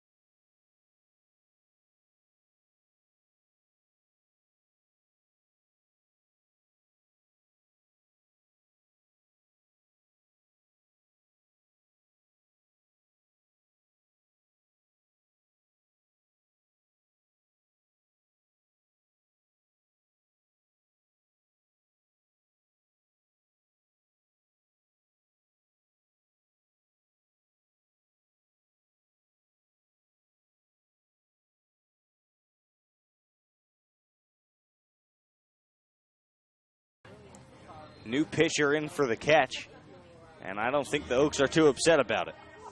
Cade Smith did a really good job. 5 scoreless innings. New pitcher is Anthony Mayorga from Azusa Pacific. So far this year, 6 innings pitched, a 7.50 ERA. Getting some work here in a ball game that really isn't too close. First pitch from Mayorga off the plate, away, 89 miles an hour, 1-0 to Alexander. And how about the overall day for Cade Smith? 2 hits, only given up 3 strikeouts and no walks. Alexander a tapper in front of the plate, but it's called foul. Must have hit off of the home plate. Martinez was not happy about that one. He thought that he had an easy tag on Elijah Alexander and that was going to be out number 1, but the umpire, fortunately for the Oaks, held up his hands and said, nope, that is a foul ball. Alexander was very lucky to get that call. Alexander 0 for 2 so far. A ground out to second base, a ground out to third base. A 1-1 offering. Cut on and missed, 1-2. Alexander steps out, takes a deep breath, getting ready to protect with 2 strikes. Mayorga gets his sign, kicks and fires. Outside, 2-2.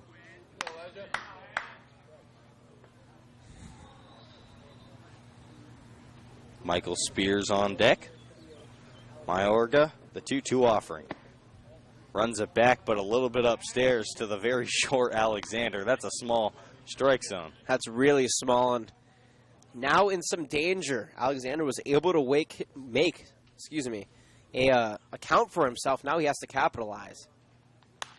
3-2 pitch in the air, foul territory, and out of play. We'll do full count again. Mayorga eager to go. Outfield shaded to a little bit to left field, actually, despite the pull-heavy Alexander. 3-2. Taken for ball 4 by Alexander. He reaches base for the first time today. It's exactly what you want to see to start off this inning. Absolutely. Sorry, I didn't mean to cut you off there, Jordan, but absolutely, because the Oaks haven't walked yet today. Where has that been? They only walked 3 times on the game on Thursday against the Bucks. After a 10-walk game on Wednesday against the Surf, the patience was not there on Thursday. The patience hasn't been there today, and they finally draw their first walk. Michael Spears in, takes the first pitch in the dirt. Lost for a second by Martinez behind the plate, but he recovers in time to hold Alexander at first base. So 1 ball, no strikes. The Oaks, chance to score last inning, a base hit, an error. They had 2 on with nobody out. A strikeout and 2 flyouts later. Nothing was doing. 1-0 pitch. High fly ball looks to be in play. The first baseman, Ortiz, over near his dugout, makes the play for the first out of the inning and gives a high five to his teammate on his way. And it looks like Alexander's going to be awarded second base because Ortiz gave his teammate a high five. Yeah, that's a taunting rule. I have never seen that been called. I know it exists, but I've never seen that been called. You cannot taunt, and because he high-fived one of his players in the dugout, that counts as taunting because they're still in play. The inning is still going, and that's interaction with a player not in the field. That is allowed. That acts as a balk almost, and that allows the Oaks to have a runner in scoring position. Obviously, the umpire did a good job enforcing the rule correctly, but just as a viewer of this game, I hate to see that. I mean, I think that was just, good sportsmanship. I don't think it was taunting at all. But Alexander at second base, that's fortunate for the Oaks. And in steps Brandon Lewis, 0 for 2 with 2 flyouts. Mayorga, fastball on the ground to the third baseman, Bourgeois, who looks back Alexander to second, fires a fastball over to first in time to get him. And Lewis has been very quiet at the plate, now 0 for 3. And he's finally grounded out. Last time he was up after he flew out on a sky-high fly ball to right field. We said he's only flown or grounded out, when he's gotten out so far once this season. Right there was ground out number 2 of the season. And for Brandon Lewis, who came in today batting .313, he's been slumping a little bit as of late. Tyler Ryan, the new hitter, strikeout, ground out victim in the 2nd and 4th innings. Steps out for a second before the first pitch. Where's number 34 out of the University of Pacific? Alexander takes a good-sized lead over at second base. And there's going to be a balk on Mayorga. And Alexander is awarded another free base. You know what the problem is? Is that I don't think it matters too much. The Oaks have done such a great job leaving runners in scoring position. And now that there are 2 outs, if the motif continues, the Oaks will not be able to capitalize, and that's unfortunate. And if the Oaks go on to lose this game, the umpires certainly cannot be blamed for their misfortunes. They've gotten all the breaks today. First pitch into Ryan, taken upstairs and inside, 1-0. So Alexander walks to first base, is awarded second base on a taunting call, and then a balk to third base. Weird stuff as the 1-0 pitch is taken inside. 2-0. I don't think I've ever seen something like that. 2 free bases on some of the oddest calls in the game of baseball. Nonetheless, 2-0, 2 outs. Alexander leads off third. The pitch is hit a mile, foul and deep into the desert. Ryan out in front of that one, but must have felt really good off the bat. And that's what he needs. It's like a free throw shooter. If you're slumping, you just need to see one go into the hoop, and hopefully that gets you going. Ryan may not necessarily need to get a base hit, but just to feel the power that he has through the bat. Maybe that foul ball will get him going. 2-1 pitch. Fouled back to the screen, 2-2. He's been on the last 2 pitches, but unfortunately for him, they've both been foul. And now they catch 1 strike away from being out of this inning. 2-2, 2 outs here in the bottom of the 6th inning. 5-0 is the lead for the catch. Alexander takes a good lead off of third base. Mayorga gets a sign. Here's the offering. Off speed taken down low, 3-2. That was a very nice curveball, though. Started up and in. That's why Tyler Ryan ended up not swinging at it. If it had a little bit more inward motion, it would have cut into the plate and been called strike 3, but not enough frontal spin. That allowed it to be ball 3. 3-2 pitch. Swung on and missed to end the inning. Mayorga gets out of it. A runner advances to third, but no runs on no hits, no errors. Only 1 man left on base for this Oaks team. Through 6 full innings, 5-0 in favor of the catch. They have come into George Sparky Anderson Field and played very well. We'll be back for the top of the 7th inning shortly, but first a break here on the Oaks Broadcasting Network.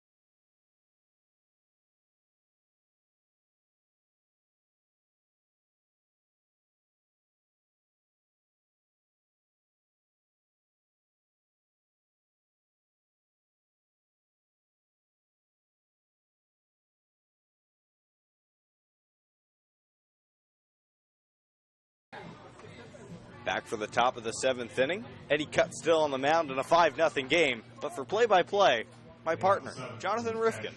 Thank you, Jordan. Phenomenal job as always. Also, a special thanks to our producer, Sean McKinnon, for all the hard work he does. He does an amazing job behind the scenes for us here, making sure that our games are up and running and doing all the high-value production quality that we have on our broadcast as well. David Martinez steps in and takes a first pitch ball from Eddie Cutt. He was the first batter that Cutt faced when David Appleby went out with an injury back in the 4th inning and walked Martinez. Martinez on the day as he takes that pitch for a strike at the knees, 1-1 the count. 1 for 1 with a pair of walks and a single. He's been very productive in that 3 spot. Out of Austin P., the 1-1 misses low and away, 2-1 the count. 5 runs, 4 hits, and an error for the catch. No runs, 2 hits, 2 errors for the Oaks. 2-1. Slapped foul down over the plate, 2-2 the count. The Oaks have only had 4 base runners on all game, and they've stranded all 4 base runners. They had 1 in the 3rd, 2 in the 5th, and 1 in the 6th. For the catch, they have had stranded 6 base runners on base. They are leading 5-0. I don't think they're too upset about the result so far. The 2-2 offering. Skied down the right field line, but out of play. Bounces towards the pool, and we'll do it again. 2 balls and 2 strikes. By the way, Jordan Brenner, in the bottom of the inning, right after the 7th inning stretch, I will have a trivia question for you. I know you've been itching for one. The 2-2 pitch goes into the catch dugout. Bunch of SoCal players jumping out of the way of that one. Count remains 2 balls and 2 strikes. By the way, on Sunday, the Oaks game got moved from 12 o'clock to 5 o'clock, but Sean McKinnon and I will be on the call for you at 11 o'clock for an all-star game in the area, and then again at 5 o'clock for the Oaks and the Barons. 2-2 pitch, slapped foul once again, and we'll do it. 2 balls and 2 strikes. Jordan Brenner will be taking a much-needed vacation day that day, so Sean and I will be behind the headset with you on what should be a very fun Sunday with a lot of baseball. 2 balls and 2 strikes still to Martinez. Waves that bat high over his right shoulder. Cut deals. 1 hopper over to short. Shaking gets it and fires it over to first for out number 1. Give you a reiteration of the Oaks field here for you as we hit the top of the 7th inning. Michael Tillman is still in right. Elijah Alexander in center. And Michael Spears in left. Bart West at first, Tanner Wright at second, Sam Shakin is over at short, Brandon Lewis occupies third behind the dish, Bryce Vitz, and on the mound is Eddie Cutt. The Oaks keeping their bullpen rested as they have a long stretch coming up here. Of course, they have to go to Biola tomorrow, 4:30 game, 4:15 pregame for that one as the first pitch is called a strike to Ange Bourgeois, who's had a pretty good day, 0 for 1 with a pair of walks, but his day has been made in the field. Has been phenomenal. Playing third base today. Shows bunt pulled back, pitches low, 1-1 the count. One's across the board now. 1 ball, 1 strike, 1 away. 5-0 ball game. The Oaks have only scored first and been ahead before the latter innings in 1 of their first 9 ball games as that pitch misses low and away, 2-1 the count. They ended up winning that game in 11 innings, 8-7. But other than that, they have yet to be the first team to score, which means that they've had to play behind all season long with a 4-4 record. That is not good. 2-1 offering, misses upstairs, 3-1 the count. These CCL umpires really do not like giving the high strike. It seems like the strike zone is need a belt. 3-1 pitch, popped up into left center field. Calling forward is Michael Spears at a left end who'll make the catch for out number 2. So as I mentioned, tomorrow 4:30 game, 4:15 pregame show. On Sunday, we'll have a local high school all-star game on the Oaks Broadcasting Network at 11. 10:45 pregame for that one. There'll be a 2.5-hour courtesy break for the Oaks and the Barons kick off at 5. We'll be live for that one at 4:45. A day off, then we host the Blues and the Foresters on Tuesday and Wednesday. A curveball is called a strike at the knees for Grant Robbins. 0-1 the count to him. He's 0 for 2 on the day with a sacrifice RBI in the first and a pair of groundouts in the 3rd and 4th. 0-1 pitch is chopped to third, but foul. 0-2 the count. What I like from Cut is that his velocity has actually climbed up as he has progressed in this game. You don't often see that with young pitchers. They empty the tank early. But Cut does a good job pacing himself. 0-2 pitch. Check swung. Said he did not go around. 1 ball, 2 strikes now. And building off of that point, Cut has actually gotten better as this game has gone on. The 1-2 pitch toes the left field line, but goes foul once again. And we'll do it at 1 ball and 2 strikes. Yeah, he just flirted with a double down the line. Fortunately for the Oaks, a little bit foul. Bailey Holbrook is up and stretching now. I was just thinking about him because we haven't seen him in the batting order the last 3 games. As the 1-2 pitch is cut on and missed. Strike 3, down goes Robbins. 1-2-3 inning here for the Oaks. It's the bottom of the 7th after this. The 7th inning stretch means go grab something ice cold to drink and something sweet to taste because we have a good one on our hands. Oaks trail 5-0, the 7th inning stretch, and then the bottom of the 7th after this on the Oaks Broadcasting Network.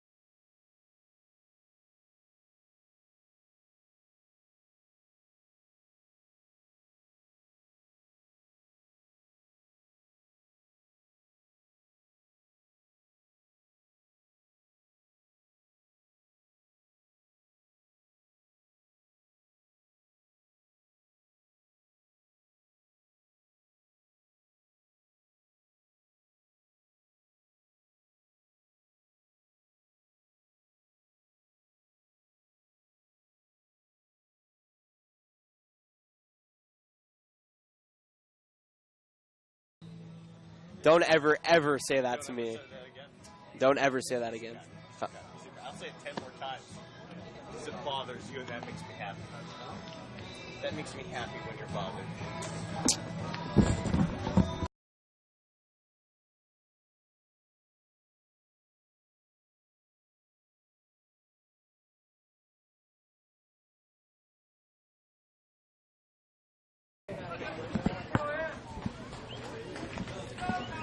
Back here in the bottom of the 7th inning, the Oaks trail 5-0 with Sam Shakin stepping in.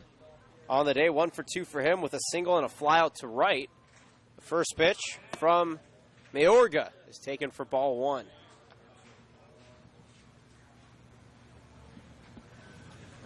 Five runs, 4 hits, and an error for the visiting SoCal Catch.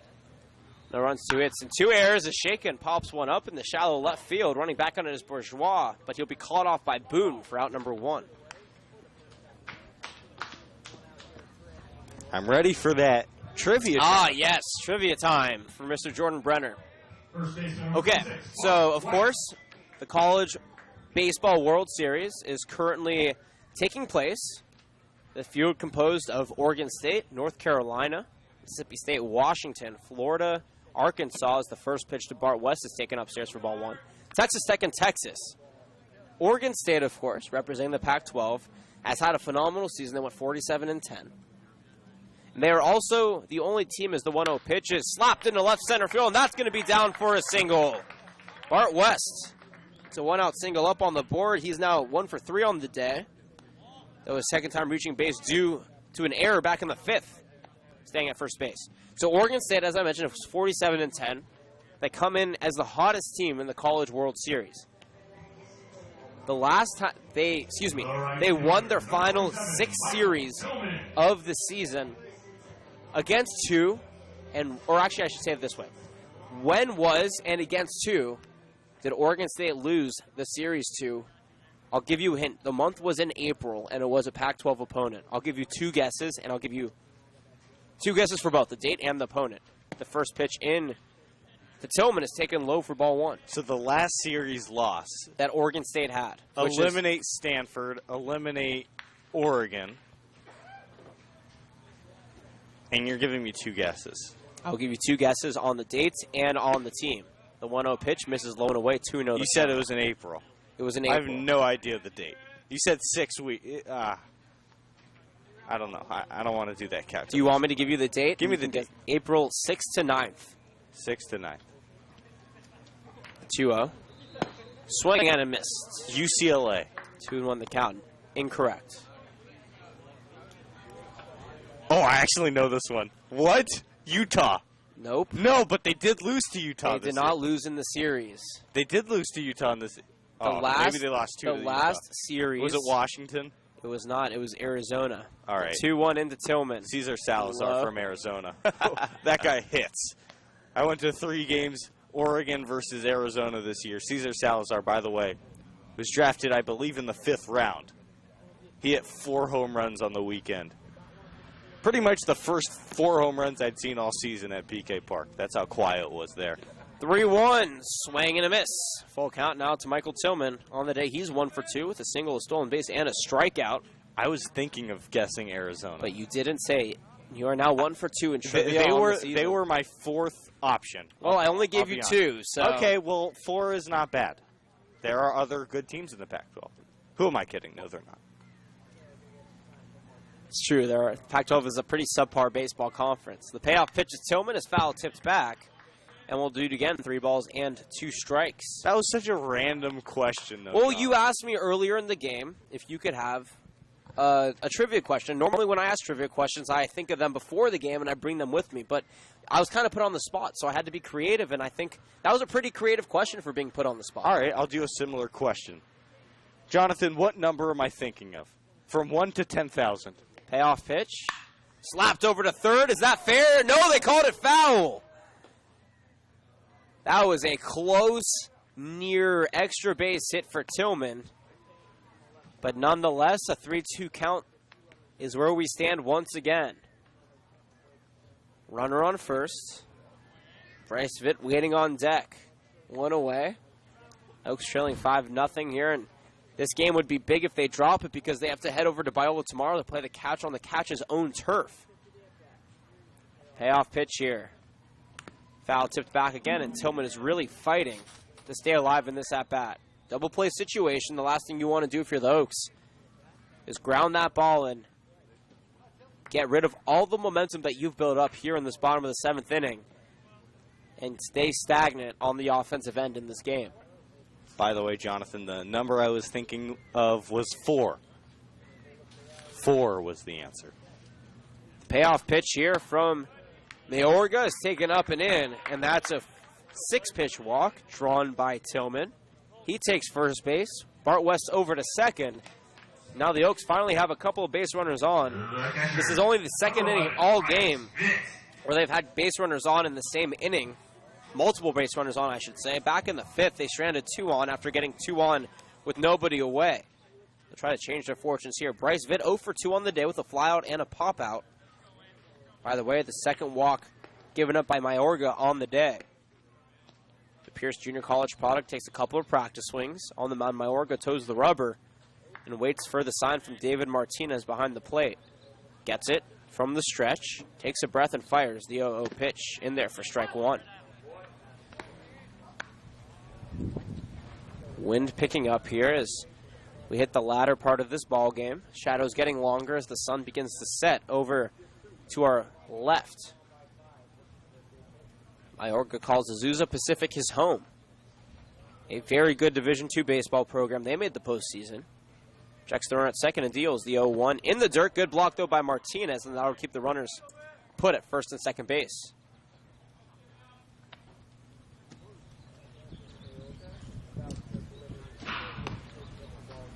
Last season, these two teams split the season series 2-2 apiece.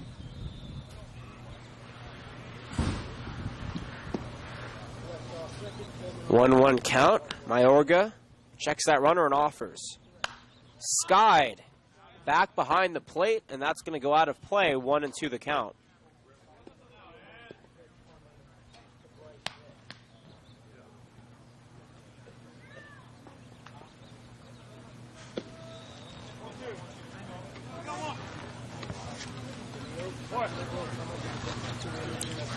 Looks like John Vergara getting up in the Oaks bullpen. He's been so good. One of the best relievers so far this year. We've seen him pretty consistently since his debut last Sunday. Excuse me, Saturday, I should say, as the 1-2 pitch is another foul tip off the inside part of the bat. Vergara in his last start, or his last appearance, I should say, 1 1/3 inning pitch, 3 hits, 3 runs, all were earned, 1 strikeout, 1 walk. But in the save situation, in the 8-7 win that the Oaks had last Saturday against the Academy Barons, struck out all 3 batters he faced in the bottom of the 11th to seal the win for the Oaks. Cut, toes the rubber, and check second base.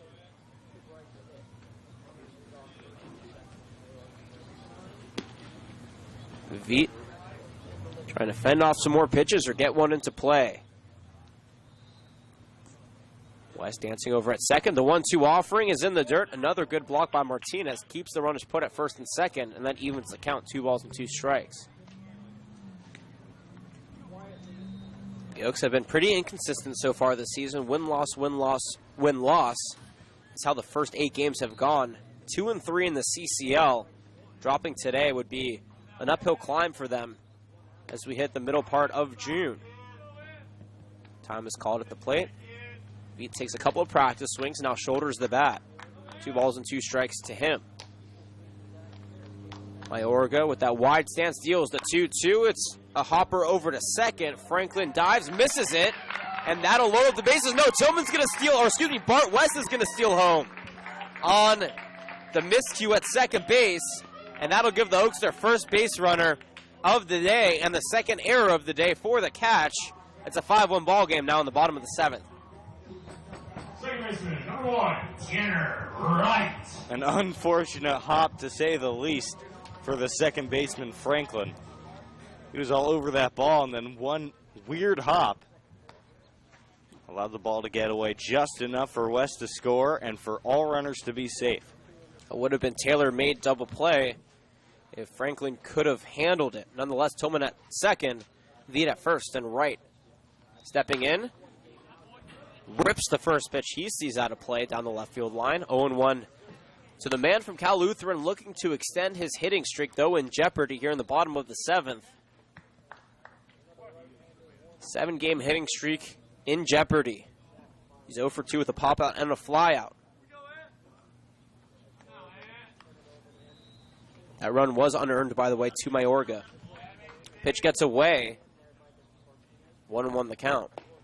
5 runs, 4 hits, 2 errors for the catch. 1, 3, and 2 in the same categories for the Oaks. Oaks have a couple more pitchers still warming up in their, in their pen. Right now it's John Vergara, as you just mentioned. The 1-1 slapped foul towards the dugout of the catch. Brings the count now 1 ball and 2 strikes to Tanner Wright. And you could tell he's comfortable here. Not only is he good at making contact, which is nice as a hitter, but this is where he plays his collegiate ball in the friendly confines of Sparky Anderson Field. The 1-2 in the dirt. Martinez has been doing some work behind the dish, getting dirty and stopping some of these hard pitches from going past him. We have yet to see a wild pitch today. That is largely because Martinez has done a great job dropping to his knees, avoiding any sort of mishap with the baseball. A 2-2 offering. Sliced into left field. That's going back. Young veering to his right, and he makes a basket catch for out number 2. That'll keep the runners put at first and second base. Athletic play out there and left, and there's 2 outs. Maybe the first break the Oaks did not get of the day. And it's unfortunate, but that ball was just simply ripped by Tanner Wright. One of the hardest hit balls we've seen all year. Really, that was scorched off the bat. Just didn't have the power under. Elijah Alexander now with 1 swing of the bat can make this a ball game, and you know he's looking to. He has 2 home runs on the season to lead the Oaks. 0 for 2 today with a walk. First pitch to him is a home run swing, but it's a grounder to short. Boone gets it, slips, fires it over to first, but it's off, and that'll load up the bases here on the error by Jake Boone, his second of the ball game. Something's going on in this infield today. The ball's bouncing everywhere. And no, they're going to rule that a hit. Sorry to cut you off here, Jordan, but that won't be an error. But regardless, your point. Either way, I mean, that ball was tailor-made. It was a soft grounder over to third base. Deserving of an out if you're the catch. Zach Philos will stride in here and make a relief appearance for Mayorga. Mayorga on the game officially. Goes 2 2/3 innings. He had the 1 hit, 1 run. It was unearned, 2 walks, and a strikeout. Check that, actually 2 hits now with Elijah Alexander's hit. And we're going to take a break. When we come back, 2 runners, no, bases loaded, actually 2 away. And the Oaks trail 5-1, though one swing of the bat by Michael Spears could change everything. Don't go anywhere. It's the Oaks Baseball Broadcasting Network.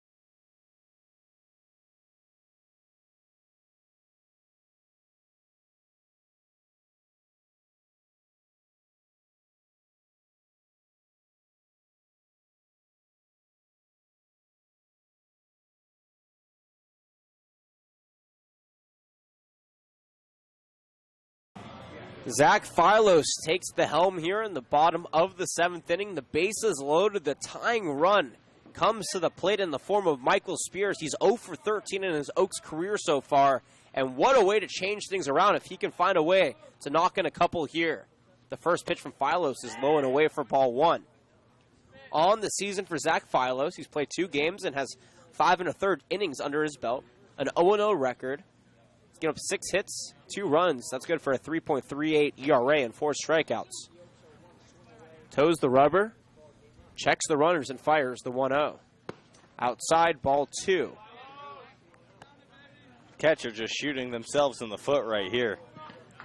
Bad defense, not throwing strikes. The Oaks are lucky to be in this position. They are, and it would be all for naught if the Oaks can't capitalize.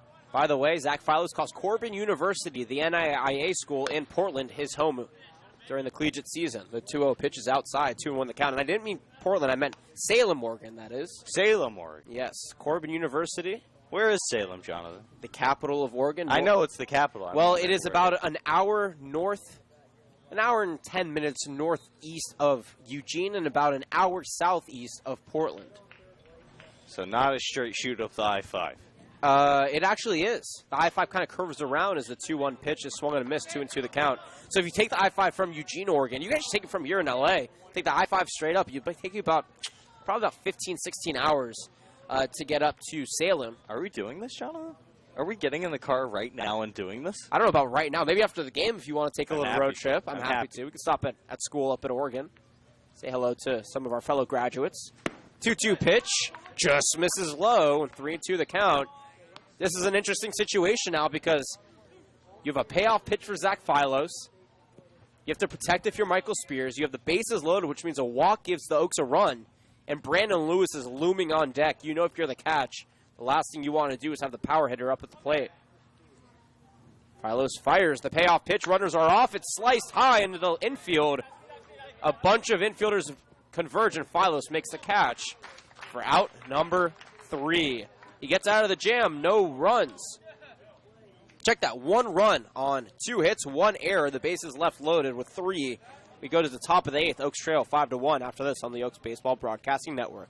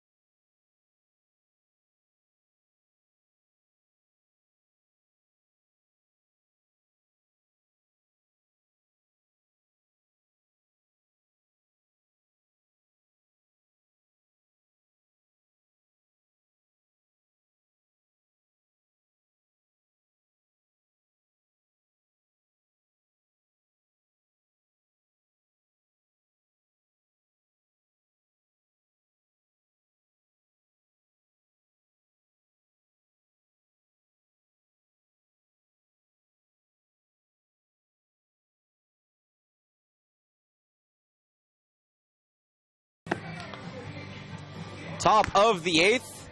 The Oaks were able to plate one in the bottom half of the 7th to make it a 5-1 ball game, but they left the bases loaded for the second time this ball game. It has been a struggle for them. The Catch, though, have not scored since the 4th, and the Oaks are trying to keep it that way. John Vergara will take the helm here in place of Eddie Cutt, who went 2 1/3, gave 1 hit, 2 walks, 2 strikeouts. Overall, a pretty good relief pitching outing for him, which he came in cold because of David Appleby's injury. There is a pinch hitter, by the way, in place of Wasey Crenshaw to kick things off here for the Catch, as the first pitch is swung on and fouled back for strike 1. It's Hill Alexander from Dallas Baptist University, the 225-pound, 6'1" sophomore, digs in here. Give you his stats here in just a moment. The 0-1, swung and missed for strike 2. Alexander has had 1 game played, his 1 plate appearance, and he grounded out in that 1 plate appearance for a batting average of 0, though small sample size. The 0-2 pitch popped up towards right field, but out of play. No balls and 2 strikes. The count remains here for John Vergara out of Glendale Community College. He was our player of the game in the Oaks 11-inning win, I should say, on Saturday. Already 6 days ago. I'm not exactly sure where the time's going, but it is flying by. We in Viola tomorrow. 0-2. Cracked up, broken bat on the hop. Vergara loses it, gets it, recovers, and fires to the first. In time for out number 1. A lot going on there. That bat was sawed off in half. Vergara avoided the bat piece, caught the ball, mishandled it, came back with the ball, turned and fired it. I was able to get Alexander out by a step for out number 1. Very athletic play by John Vergara on the mound. 1-3 put out for those keeping score at home. 5 runs, 4 hits, 2 errors for the Catch. 1 run, 4 hits, 2 errors for the Oaks. The difference has been the Catch have been capitalizing with base runners. The Oaks have not been. They've left a total of 7 runners on base, 4 in scoring position. And Omar Ortiz is going to step in here. Actually, we have another pinch hitter. Give you who that is here in just a moment. As Vergara toes the rubber, the southpaw deals the first pitch, swung and missed. And it is still Omar Ortiz. I actually had his number wrong in my scorebook. He's wearing number 25, not 27. And I wrote him down as number 27, which is why I thought it was a pinch hitter. I take full responsibility for that mistake. The 0-1. Another home run swing and a miss. 0-2 the count. And for the Oaks, Brandon Ponticelli is out there stretching. I don't think he will throw in this game, though, as he is set to start on Tuesday for the Oaks. Kevin Holcomb tomorrow, Dylan Francis on Sunday. The 0-2 pitch, high, swung and a miss. Strike 3 for Ortiz. He's now 1 for 4 on the ball game. And Vergara gets his second out by way of the first strikeout for him on the ball game. Good sequence from Vergara. Soft, soft, low, low, finishing him off high with a hard fastball. And Ryan Smoot digs in here from VMI. 0 for 2 on the day with a hit by pitch. A run scored. A pop out into foul territory in a 5-4-3 double play. Vergara toes the rubber, takes the sign from Veet, and offers the 0-0 in the dirt for ball 1. Fans started leaving a little bit earlier after the 7th inning, though a few have stayed, both on our right and our left. Probably about 30 or so, 35 fans in the stands. Expect a sold-out crowd tomorrow on a Saturday from the Bible Institute of Los Angeles. Vergara deals the 1-0. Half-hearted swing, he holds back, but it's called a strike nonetheless. The belt, 1-1 the count to Ryan Smoot.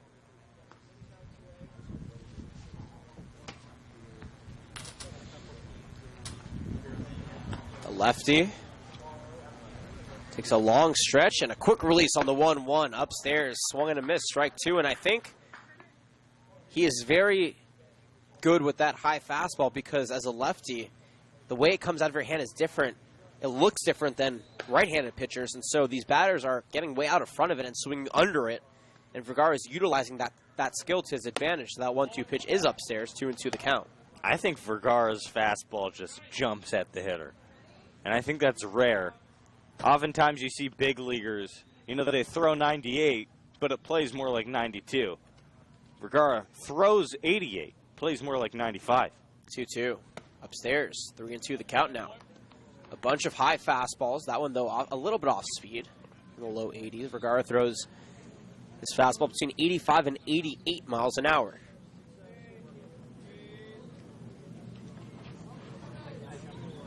The shadows begin to get much longer on the field. The 3-2 pitch misses low and away.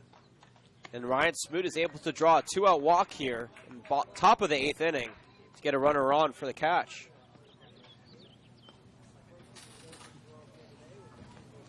Shortstop, First walk given up by Vergara.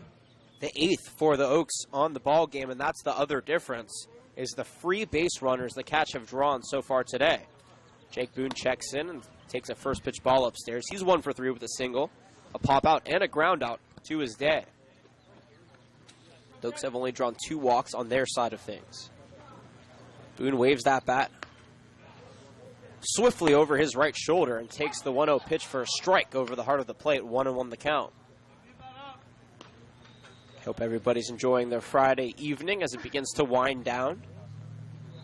2 hours and 18 minutes into this ball game. The 1-1. Upstairs, Vergara slips. 2-1 the count. Recovers though as he gives a little smile to the fans.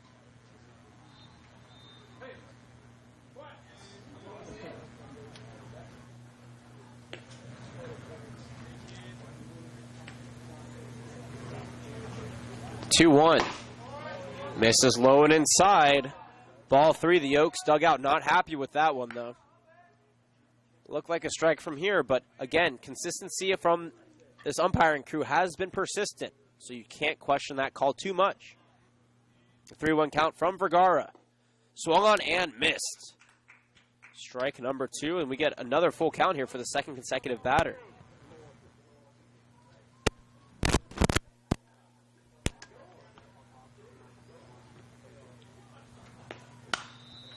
Payoff pitch. Popped up, but out of play, and we'll do it again. 3 balls and 2 strikes. A reminder, we do have a Twitter question up. If you answer the Twitter question correctly, you will be entered in a chance to win 2 Oaks VIP tickets and signed ball VIP tickets as the payoff pitch is dealt in the dirt for ball 4. Smoot over to second, Boone over to first. 2 consecutive walks now drawn by the Catch here with 2 away. A VIP ticket entitles the bearer, as head coach Schleese will stride out to the mound, to free admission to the game, choice seating, which we will reserve for you, the best seats in the house on the third base line in the front row, and a picture on the field after the game. Field access is not allowed for general fans. You will get field access with a VIP ticket. The signed ball, of course, is always very nice as well. We will have a pinch runner also at second base for the Catch. In place of Ryan Smoot, it's Dylan Miley from Tiffin University. Your attention, please. Community pitch run for the Catch. Number 7, Dylan Miley. So Miley is in, Smoot is out, and that was the DH spot, so I wouldn't expect Miley to come in to field. Christian Franklin. Runners on first and second, 2 away, and Christian Franklin digging in. By the way, that Twitter question that I was alluding to is which Oaks player holds the record in the CCL for most home runs and how many did he hit? I'll give you a hint. He's in the Colorado's Rockies organization, as Jordan Brendan mentioned earlier in the game. The first pitch to Franklin is in the dirt, gets away from Vitt, and runners will advance on the wild pitch. Miley over to third, Boone over to second, and now 2 runners in scoring position with 2 away here in the top of the 8th inning. This player is also one of the top Rocky prospects and killing it in Double-A ball. I'd expect to see him called up by the end of the season. You get it right, you'll be entered in a chance to win. The drawing will be on Sunday. The 1-0 pitch. Taken on the outside corner for strike 1. 1-1 the count now to the Grambling State University product. How about Grambling State? Got their first win in football, in FCS football, in 3 years last year. They were 0-24.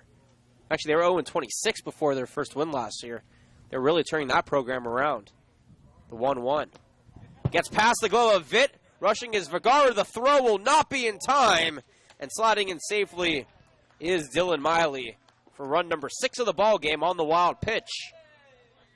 With 2 away, the Oaks have been stifled here in the top of the 8th inning. Runner advances to third as well on the wild pitch. And that's the problem. The Oaks have only given up 4 hits on the ball game. But to go along with those 4 hits, they've given up 8 walks. Check that, 9 walks. And that wild pitch that has allowed a run to score.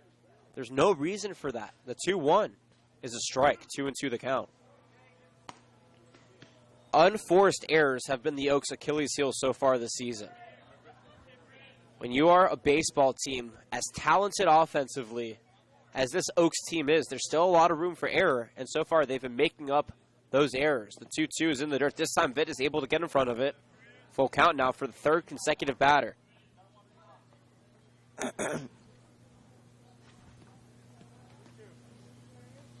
Hill Alexander led off the inning. Grounding out back to the pitcher. Omar Ortiz struck out. Ryan Smoot walked. Jake Boone walked. And now a payoff pitch here to Franklin is upstairs for ball 4. 3 consecutive walks now for John Vergara. And we have runners at the corners with 2 away. 10 walks drawn by the Cats today. They will be feeling very confident coming into tomorrow's game if they hold on to this lead and walk out of Thousand Oaks with a victory. And the fact that they did it without taking batting practice, with arriving over an hour late to the game, means that this team is really good and they're hungry for wins. I'll bring up Daniel Young. Lefty on lefty matchup here, the first we've seen this game. First pitch is a strike on the outside corner. Young has had a very good day with the bat. 1 for 2 with 2 walks, 2 runs scored, a 2 RBI home run in the 4th, and a pop out in the 6th. Vergara takes his breath and offers the 0-1 in the dirt. Vitt able to slide in front of it for ball 1. The entire Catch dugout is standing at the end of the dugout. I think they're just anticipating the end of this game. So we begin to wind it down here. 2 away, top of the 8th, though runners at the corners. By the way, 11 walks issued, or 11 free bases. 1-1 pitch, runner goes, though it's cracked in the left field, and that was a beautiful hit and run as the run will come in and score. The runner got Sam Shaken out of place. He was running second base to cover the bag, and that ball went to where he vacated on the field. That'll be a single for Daniel Young, and he has his 3rd RBI of the ball game. 7-1 the score now for the Catch. As head coach Solis strides out to the mound. And I do believe that Brandon Ponticelli, who's only started this season, may come in as a relief pitcher here late in this game.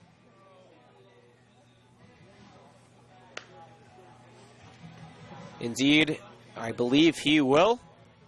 John Vergara's day is done. He goes 2/3 of an inning. Does not give up a hit except for the last one. So 1 hit, 2 runs, 1 was earned. Check that, both were earned. 3 walks and a strikeout. Brandon Ponticelli on the mound when we come back. Oaks trail 7-1, 2 runners on, 2 outs here in the top of the 8th. You're watching Oaks Baseball on the Oaks Broadcasting Network. From Kansas.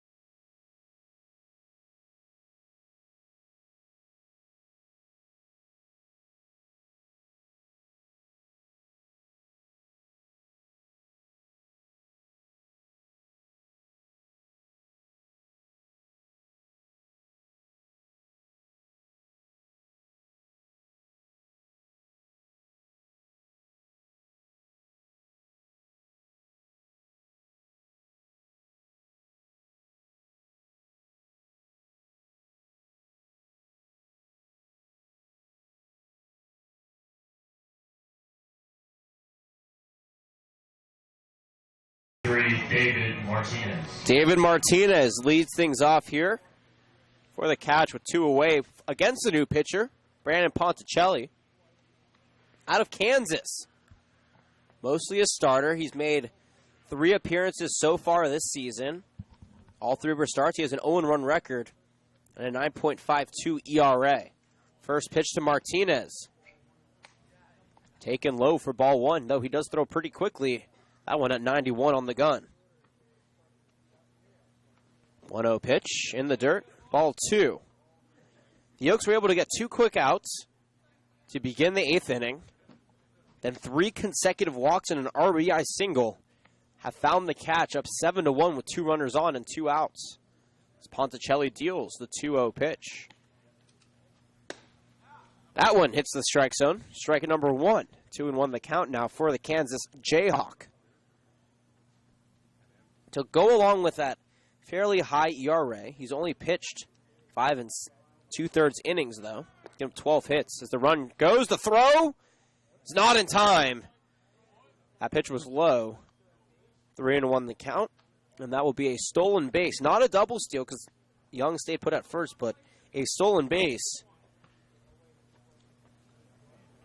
for the catch.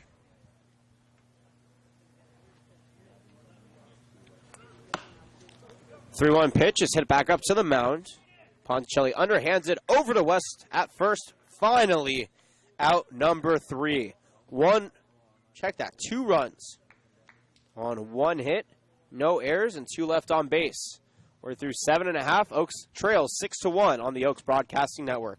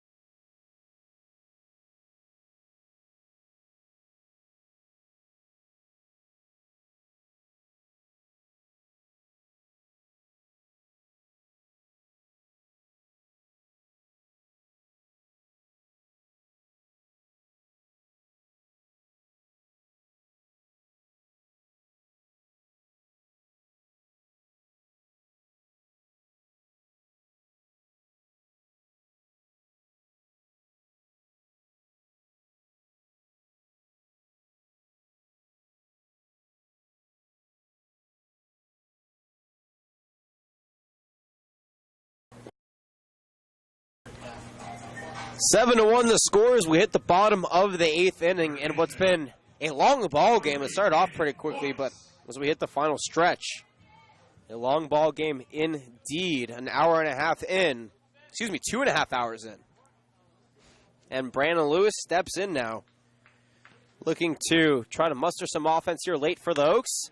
Skies one to right field. Making way for it is Robbins. He will have enough room at the warning track. And makes the catch for out number 1. By the way, Philos back out there for his 2nd inning of work. 0 for 4 in the day is Brandon Lewis. That was a good swing. Just missed it. That'll bring up Tyler Ryan now in the cleanup spot. He's also had a quiet day. 0 for 4 with a pair of strikeouts and a ground out. This middle of the order for the Oaks so far, 1 for 8. The 0-0 pitch to the Pacific Tiger is foul tipped off the face mask of a Martinez for strike 1. Grant Robbins still out in right. Out in center is Hill Alexander. He comes in for Wasey Crenshaw. And left is David Young.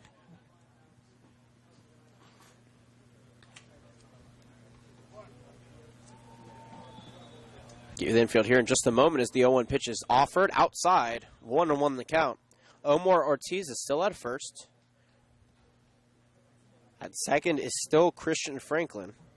Jake Boone at short. Ange Bourgeois at third, and David Martinez behind the dish. The 1-1 slapped right over to third base, though Brian Wilson, the third base coach, could not barehand it. Unlike Coach Jonathan Munoz earlier in the game for the catch. So far they've been edging the Oaks in every single category. They have one more hit. Both teams have an equal amount of errors, though I don't think you want to edge the opposite team in more errors. And their third base coach has made a really nice play in the foul territory part of the field. Though the Oaks have had many opportunities on this game. Elijah Alexander was able to be gifted scoring position earlier in this game on a taunting play by Omar Ortiz and then advanced to third base on a balk. The Oaks couldn't bring him in. The Oaks have left the bases loaded, in the seventh as well. 1-2 pitch, swung on and missed. Ryan is frustrated with himself as he threw that bat down. Strike three for him. He now has struck out 3 times in this ball game.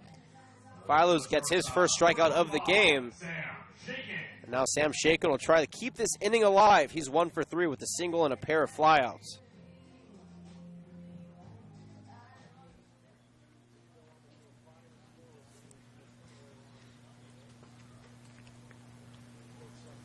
Philos toes the rubber and deals the first pitch.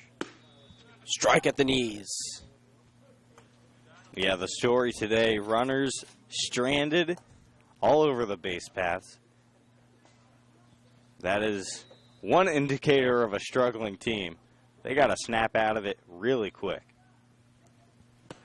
0-1 pitch is a slider, swung on and missed. Strike 2 now.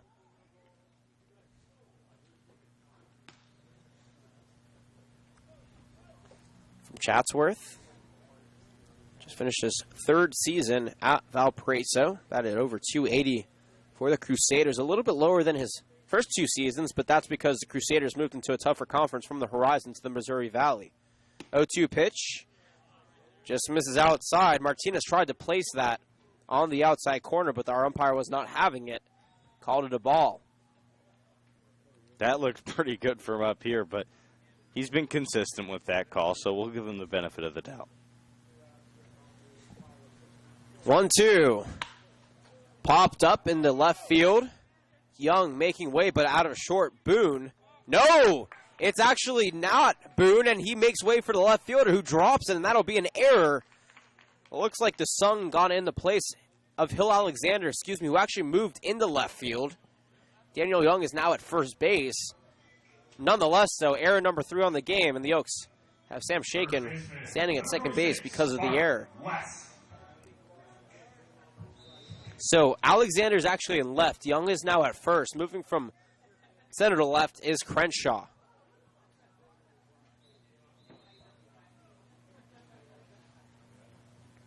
Bart West digs in now. The first pitch popped up, but out of play. Strike 1 on the day for the USC Trojan. The only consistent base runner the Oaks have had. 1 for 3, but he reached base on an error and a single in the 7th. He also scored the Oaks' only run of the ball game on a wild pitch.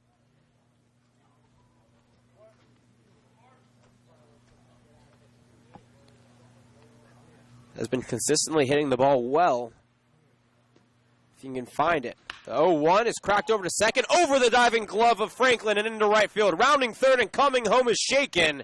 And the Oaks are trying to rally back, though they have a tall hill to climb. 7-2 the score now on the RBI single by Bart West.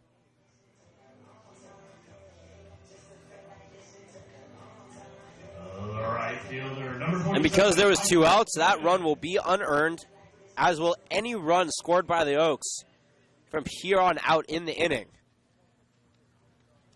2 runs, 5 hits, 2 errors for the Oaks. 7 runs, 5 hits, 3 errors for the Catch. It's very rare that you see a team have more runs than hits in a CCL ballgame, but the Catch have so far done that. Michael Tillman digs in and skies the first pitch he sees in the right field. Shallow right field, and out of second base, Ortiz makes the catch.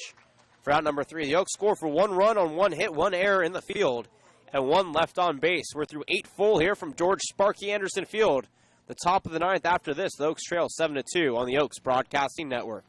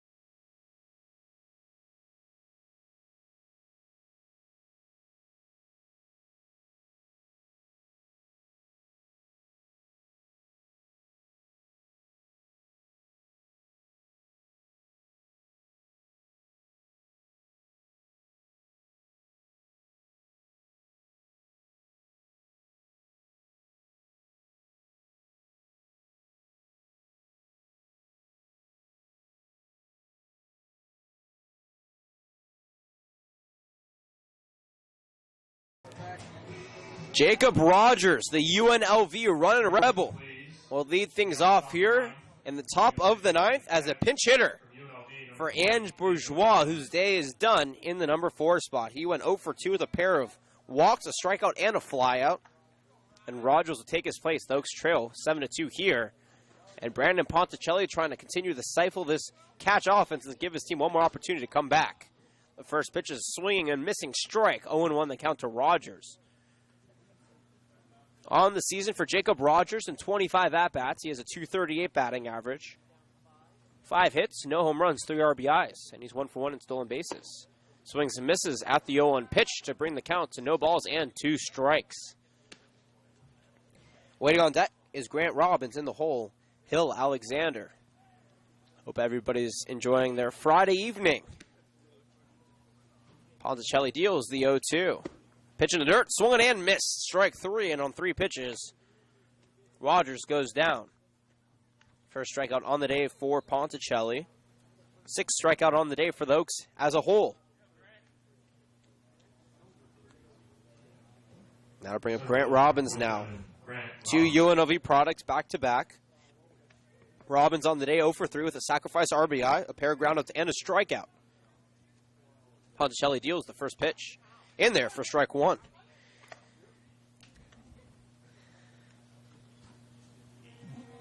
Ponticelli is scheduled to be the Tuesday starter next week. That Tuesday game, the Oaks will play against the Foresters as that pitch misses. 1-1 the count. The Foresters have been absolutely tearing up every single team that they have been playing. They are a scary team. Their website is not loading, so I'm not exactly sure what the problem is there, but I'll get you what they've been doing here in just a moment as the 1-1 pitch is swung and a miss for strike 2. The Foresters year in, year out are always one of the better teams in the CCL, but if you look at what they've done to begin this season, they've won 13-0 against the Orange County Riptide. An Orange County Riptide that is very good, by the way, as that 1-2 pitch is hit foul. They won 9-3 against Arroyo Seco. They won 11-7 against Arroyo Seco. They won 11-7 against the Poon Packers and 11-0 against the Inland Valley Pirates. They have scored under 10 runs only 2 times this season so far.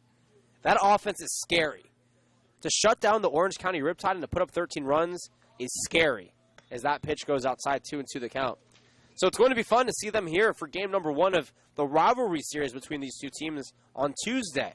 You definitely want to stick around for that one. Ponticelli offers the 2-2 pitch, misses low and away, ball 3. That Oaks-Foresters rivalry, always a fun one. In my mind, some of the best in baseball. In all of baseball, summer collegiate, minor league baseball, major league baseball, collegiate baseball, doesn't matter. Payoff pitch is a hopper up the middle on the second hop out of short, shake and gets it.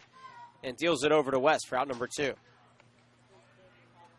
6-3 put out now sends Robbins back to the bench, and Hill Alexander, who came in as a pinch hitter back in the 8th in place of Wasey Crenshaw, will take the right-handed batter's box here and try to extend this inning for the Catch with 2 outs. 7 runs, 5 hits, 3 errors for SoCal. 2 runs, 5 hits, 2 errors for Conejo. The first offering popped up in the shallow right field. Out of second base, Tanner Wright calls off everybody and makes the play for out number 3. A 1-2-3 inning for only the second time all game long for the Catch. No runs, no hits, no errors. Nobody left on base. The Oaks have one more opportunity to make up the 5-run deficit. We will see, I should say, if they do it here, down 7-2 in the bottom of the 9th when we come back on the Oaks Broadcasting Network.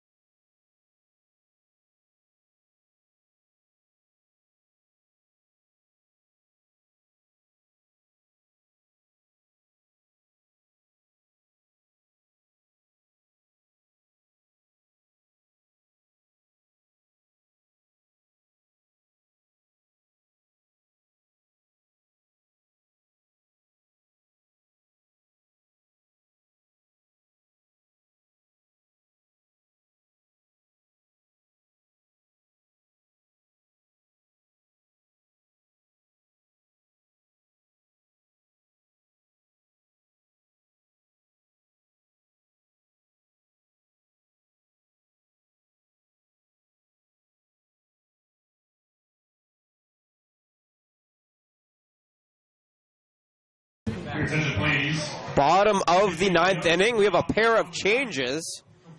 Will Pickett's from Cal State Bakersfield will lead things off here for the Oaks in the number 8 spot, coming in place of Bryce Viets, who went 0 for 3 with a pop-out and a flyout, but reached first base by way of an error.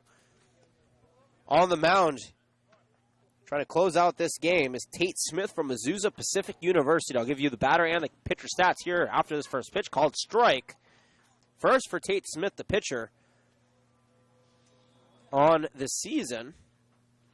In 3 1/3 innings pitched, he is a 2.7 ERA. The southpaw deals the 0-1. Upstairs, ball 1, 1-1 the count. For Will Pickett's in the right-handed batter's box, a .071 batting average. But he leads the team in walks. 5 walks, 2 hit by pitches. As a ball rolls in from the bullpen, and we will have time on the field. That's the second time we've seen that today. You think it's a strategy the Cats are trying to catch these Oaks batters off guard or disrupting their offensive flow by quote-unquote throwing or misthrowing balls into the field? 1-1 pitch is speared into shallow right field, making his way is Robbins, and he makes the catch on the slide for out number 1. What a brilliant play in right field. And by the way, no, I don't think that's what's going on, Jonathan. I think it was quite a stretch. Pickett's is out. 1 out now. We're 2 away from this ball game being over. Tanner Wright, who's 0 for 3. Oh, no, it's going to be Raymond Gomez coming in place of Tanner Wright. Gomez from Oxnard College on the season, batting .217. So Tanner Wright's hitting streak will officially come to a close. He hit safely in 7 consecutive games. The first pitch to Gomez is inside for ball 1. But Gomez has been a regular starter. Got the day off today, but a regular starter for the Oaks. Out in left field or at second base. He played third base a couple of games ago. 1-0 pitch. High to left field, but out of play. 1-1 the count. He does have a home run on the season. High to left field on the softball field. That was cranked out to left center. Pretty deep in the softball field adjacent. So as I was saying, he does have a home run on the season. That was last week at the Academy. The 1-1 pitch is upstairs. 2-1 the count. Tate Smith shakes a couple off. The Cats don't have many returners. Omar Ortiz, who we saw, is a returner, of course. Jake Boone as well, as that pitch is swung and a miss for strike 2. So the only pitcher that we have seen today as a returner for the Cats is Cade Smith. And he pitched well. 2 hits, 3 strikeouts, no walks, no runs. By the way, Philos, as that pitch is swung on and missed for strike 3. 2 outs now. The first strikeout on the game for Smith. Philos went 2 1/3. Gave 1 hit, 2 runs. Both were unearned. No walks and 1 strikeout. Elijah Alexander will be the last hope here for the Oaks. Down by 5 with 2 away in the bottom of the 9th inning. He's 0 for, check that, he's actually 1 for 3. Takes a first pitch strike. Watch out for a loud sound off of the bat of Alexander. He's going to be swinging for the fences here. 2 groundouts, a walk, and a single on his day. The 0-1 popped back, 0-2 the count. And the last time Alexander hit a home run was here against the lefty on an 0-2 count. So we'll see here if he adjusts and tries to recreate that bomb that he hit out to right field a couple games ago. The 0-2 pitch sliced down the right field line, but just foul into the Catch bullpen, and we'll do it again. Alexander knows how to make contact with the ball. It's just a matter of hitting the spots. Striking out 4 times so far in the season. 0-2 pitch is fouled back and almost hits a passerby, or though an athletic play by that kid to get out of the way of that one, as Angus Denton, the Oaks closer, not available for today's game, will go and retrieve that one. 0-2 once again. Smith toes the rubber and fires the 0-2. Cracked over to first, but foul again. And for a 4th straight time, we'll do it with no balls and 2 strikes. Tomorrow we'll be at Biola for game number 2 of this 2-game series. The next time these 2 teams play will be in July, back here at Cal Lutheran. Friday, July 6th. By the way, July 5th, the Oaks have added a game against the Northridge Bulls, just while I'm looking at the schedule, throwing that back out there. An extra game on the schedule. Smith fires the 0-2. Misses outside, 1-2 the count.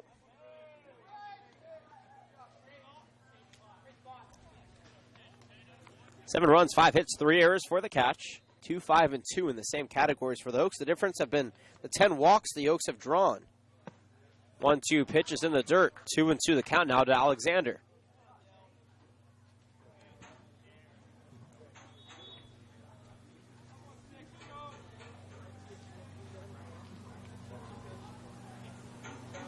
Two.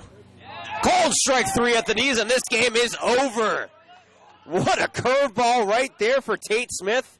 And for the 2nd consecutive game, the Oaks have ended the game striking out looking. What an incredible way to end this game for Tate Smith. Gets 2 strikeouts in the inning. The winning pitcher goes to Cade Smith. The losing pitcher goes to David Appleby. No save situation. The Oaks dropped to 4-5 overall, 2-4 in the CCL. The Catch are now 7-1-1, 7-1 in the CCL. Jordan Brenner, long game for the Oaks, only 5 hits. They didn't play too poorly on the defensive side either, only giving up 5 hits. The problem, though, on the defensive side, pitching-wise, was the walk. A lot of unforced, unissued walks that gave basically runs to the Catch. Yeah. The Oaks and the Catch, they had the same amount of hits at 5. The difference were those walks that the Oaks gave up, and that's just simply unacceptable. Because if you're giving so many free bases to the other team, they're constantly on base, you're constantly throwing tough, high-stress pitches, you just can't win that way. It's not a winning recipe. The final line for you, by the way, the Catch gets 7 runs on 5 hits, 3 errors. They leave a total of 8 on base. The Oaks get 2 runs on 5 hits, 2 errors. They leave a total of 8 on base.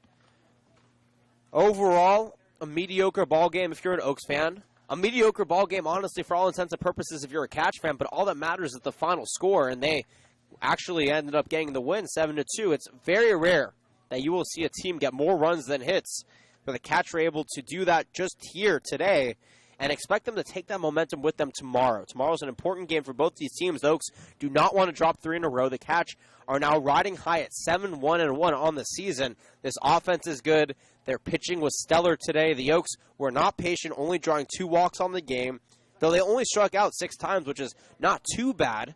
Overall, though, not what you want to see, and I'm sure head coach Solis is talking to his team about that right now. Yeah, they're having a team meeting, and I'm sure Coach Solis is laying down the law because this team is not playing well.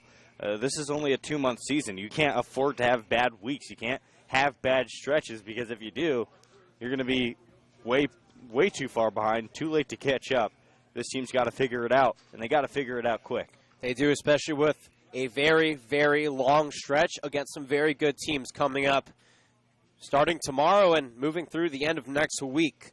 So once again, the final score is 7-2. Tomorrow's ball game will be at 4:30 from Biola University. We'll be headed out there with the team for a 4:15 pregame. We hope you would join us on a Saturday afternoon from La Mirada, California for game number 2 of this series. Until then, though, for everybody who made this broadcast possible, from our incredible staff down in the press box to my broadcasting partner, Jordan Brenner, and our incredible producer, Sean McKinnon, my name is Jonathan Rifkin, signing off. We'll see you tomorrow at 4:15 West Coast time. Once again, the Oaks lose 7-2 against the Catch. Enjoy the rest of your Friday, everybody. I hope it leads to a great weekend. Once again, this has been Oaks Baseball on the Oaks Broadcasting Network.